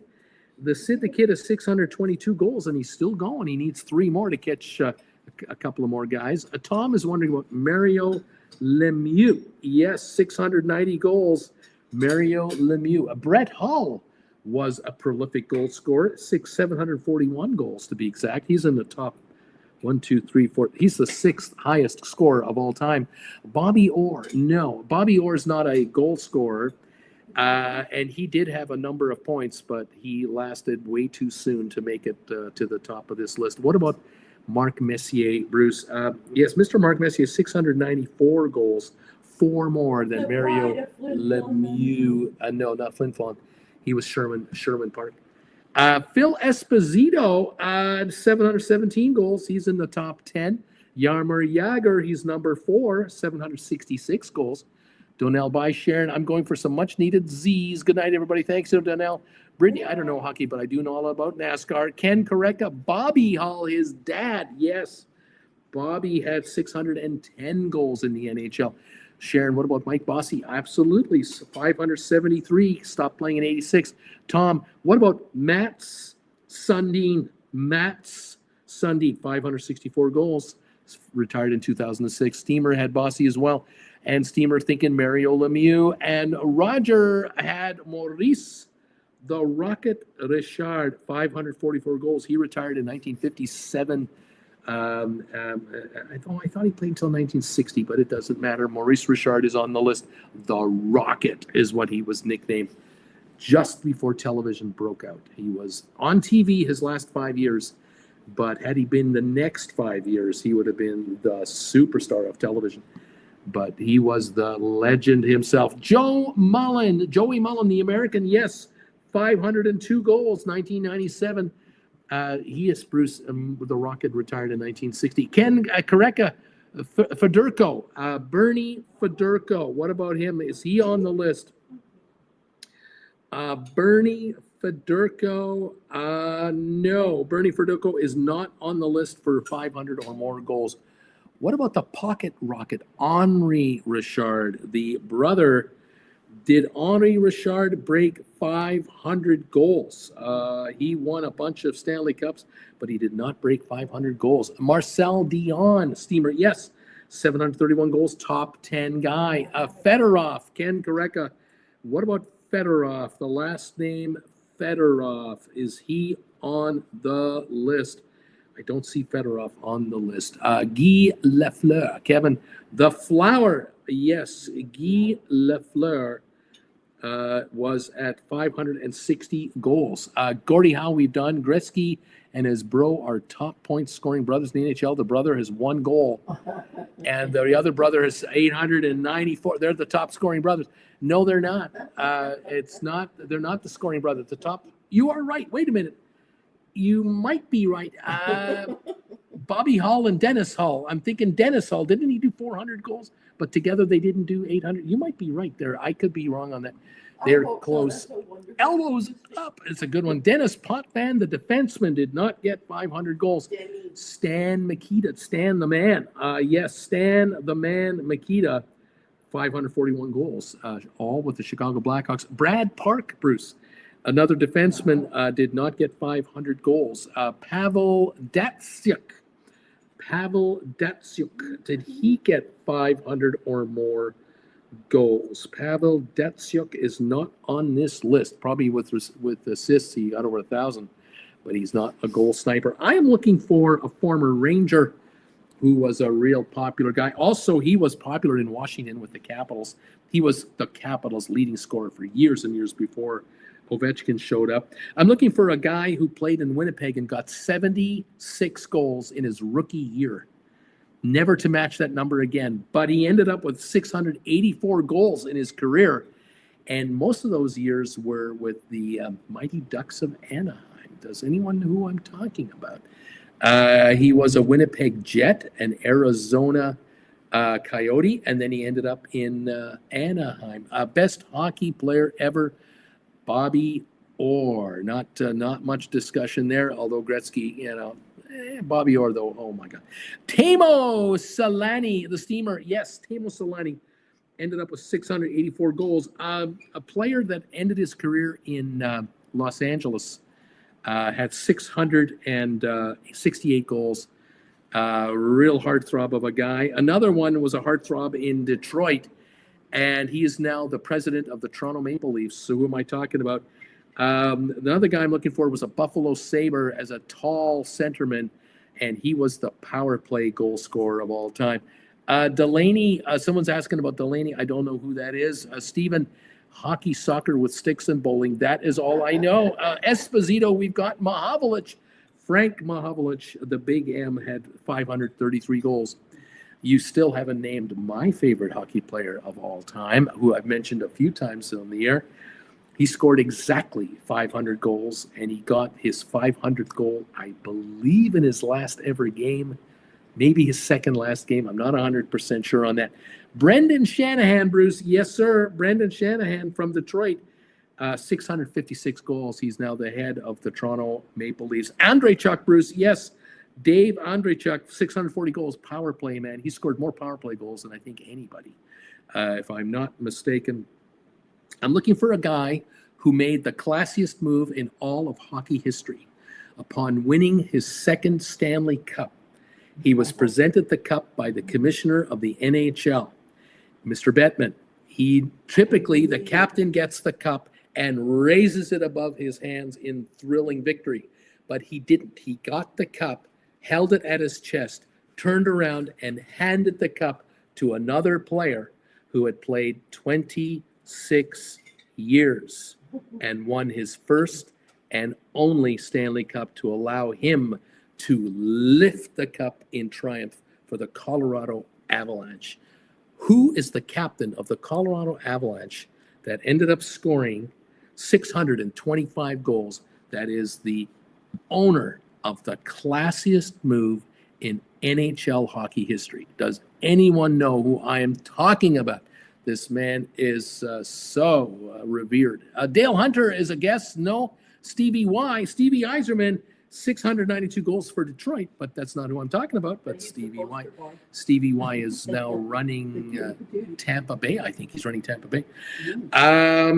Who else am I looking for? I'm looking for Calgary Flames all-time scorer in career goals with a total 625 total goals. He played for Calgary, then he played for Boston, he played for Pittsburgh, and then he retired, if I recall. He may have retired at Boston Bruin. I'm not 100% sure. But he tried to get a Stanley Cup in his last 3 years. They traded him to Stanley Cup contenders, never won the Cup. Kevin, Joe Sakic, the classiest move in NHL hockey history with the Stanley Cup itself. Yes, look it up on the internet. Joe Sakic, Stanley Cup. Look it up for yourself. You'll see him get the cup and won't raise it over his head.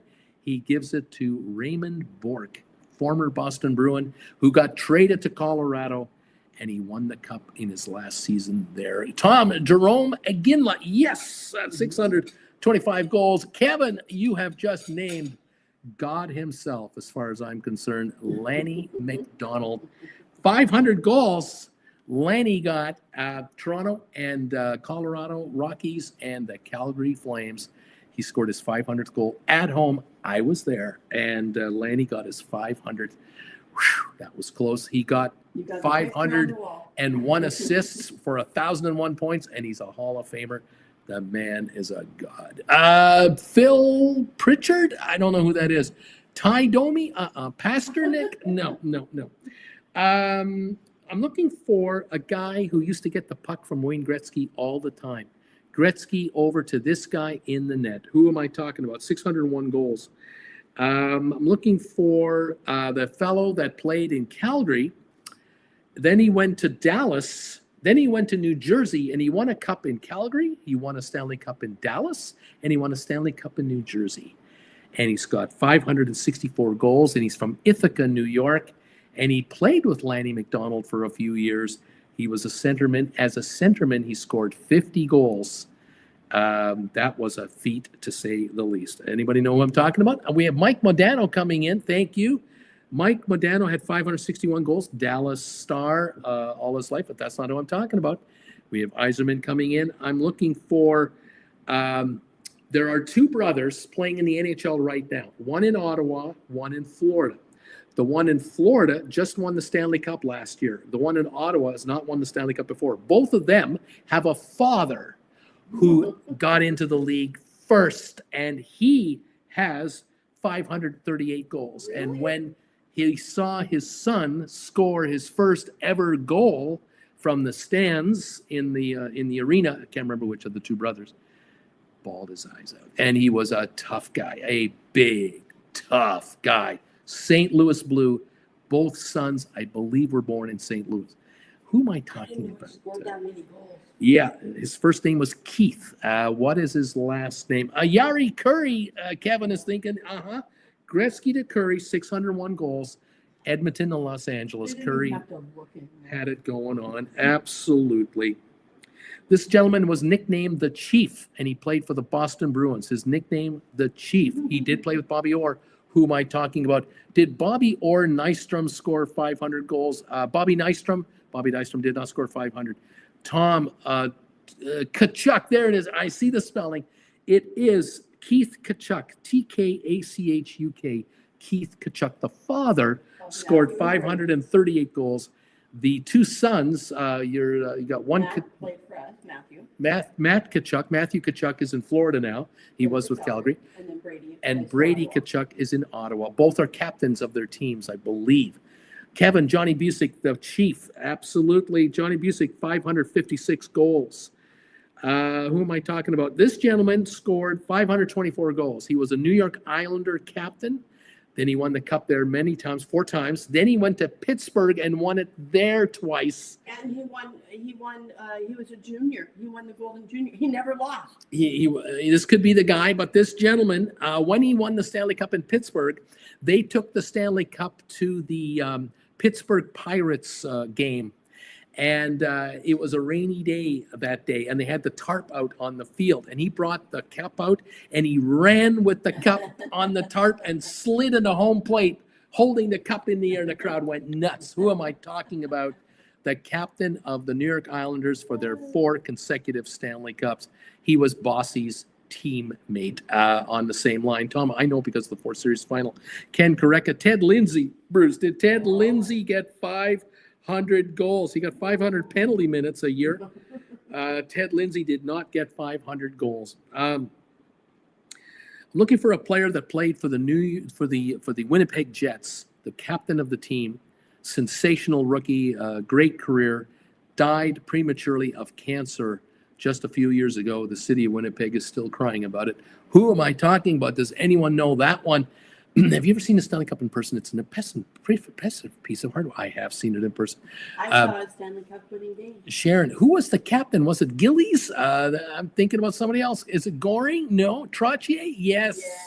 It's Brian Trottier with 524 goals. He got all the assists for Bossy, and Bossy got goals and assists from Trottier. Absolutely. Who also has written a very, was it a ghostwriter? Wonderful book. Really good biography. Hockey book, a wonderful hockey book. This gentleman, 513 goals. He was a Chicago Blackhawk and a Philadelphia Flyer. He's a color commentator on NBC, but he got let go for on-air comments. Oh, he said something bad. But I think he got back in. Does anyone know? NBC anymore. Well, he's back in now. Maybe ESPN. He's back on the air. Who am I talking about? Big guy.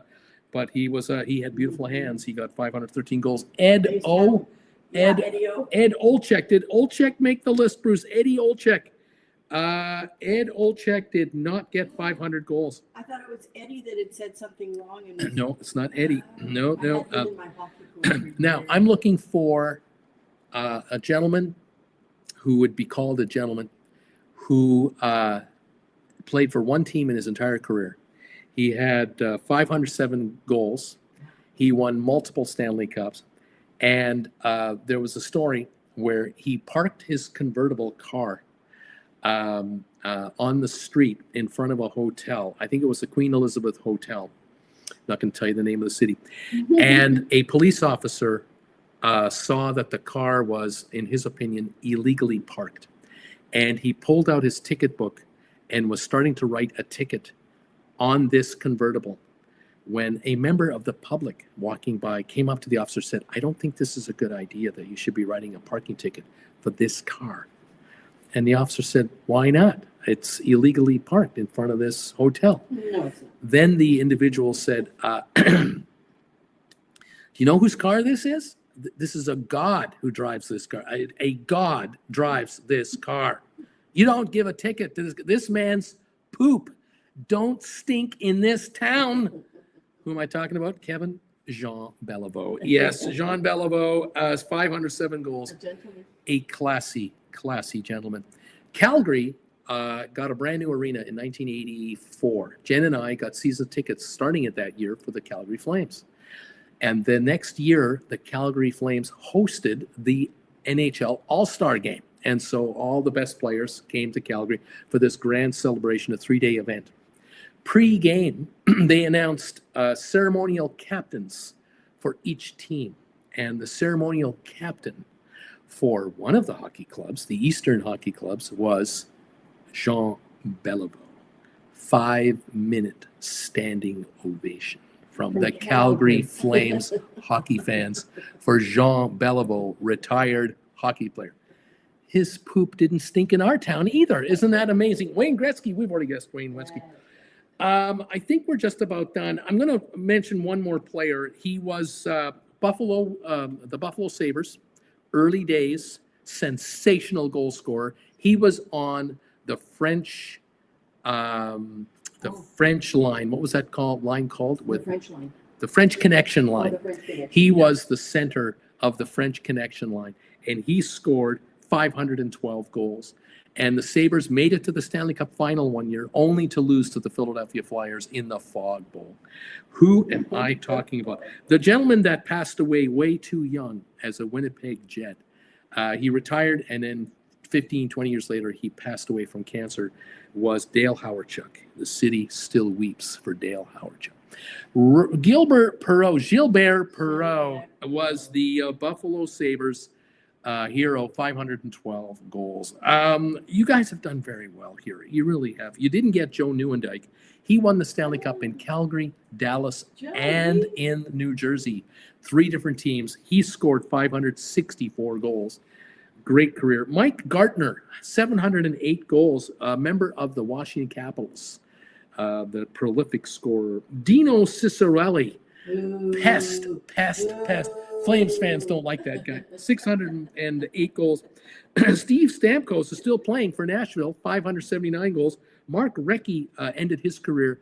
He was a member of the Bruins, and he was in Pittsburgh, 577 goals. And I believe he is the coach of the Carolina Hurricanes. I think is he not? Isn't Mark Recchi the coach? Am I mixing We him up don't with see somebody them else? enough. Correct me if I'm wrong if you can. Patrick Marleau, 566 goals, played for San Jose Sharks forever, ended his career as a Toronto Maple Leaf, 566 goals. I think he went back to San Jose and finished his career there. Ronnie Francis, a member of the Pittsburgh Penguins, Stanley Cup winner there, 549 goals. Michel Goulet, 548 goals, Quebec Nordique. That's where he made most of his goals. Marian Hossa, 525 goals, Pittsburgh Penguin. Pat Verbeek, New York Ranger, 522 goals.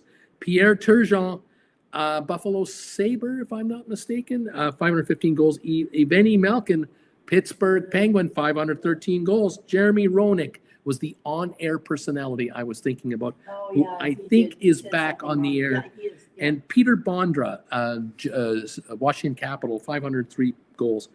One last player, Luc Robitaille, heartthrob player. It was a good-looking guy for the He was LA a poster Kings. boy, Luc Robitaille from Wayne Gretzky, again and again and again, 668 goals. but not Lucky, and we called him. He was called Lucky Luke Lucky Robitaille. Lucky Luke Robitaille. Malkin got to play with Crosby and Lemieux, both. and Lemieux. Yeah, both. Yeah. So he got a lot of assists. Kevin, bonsoir, à la prochaine. And Sharon, I bet I do better with goalies questions.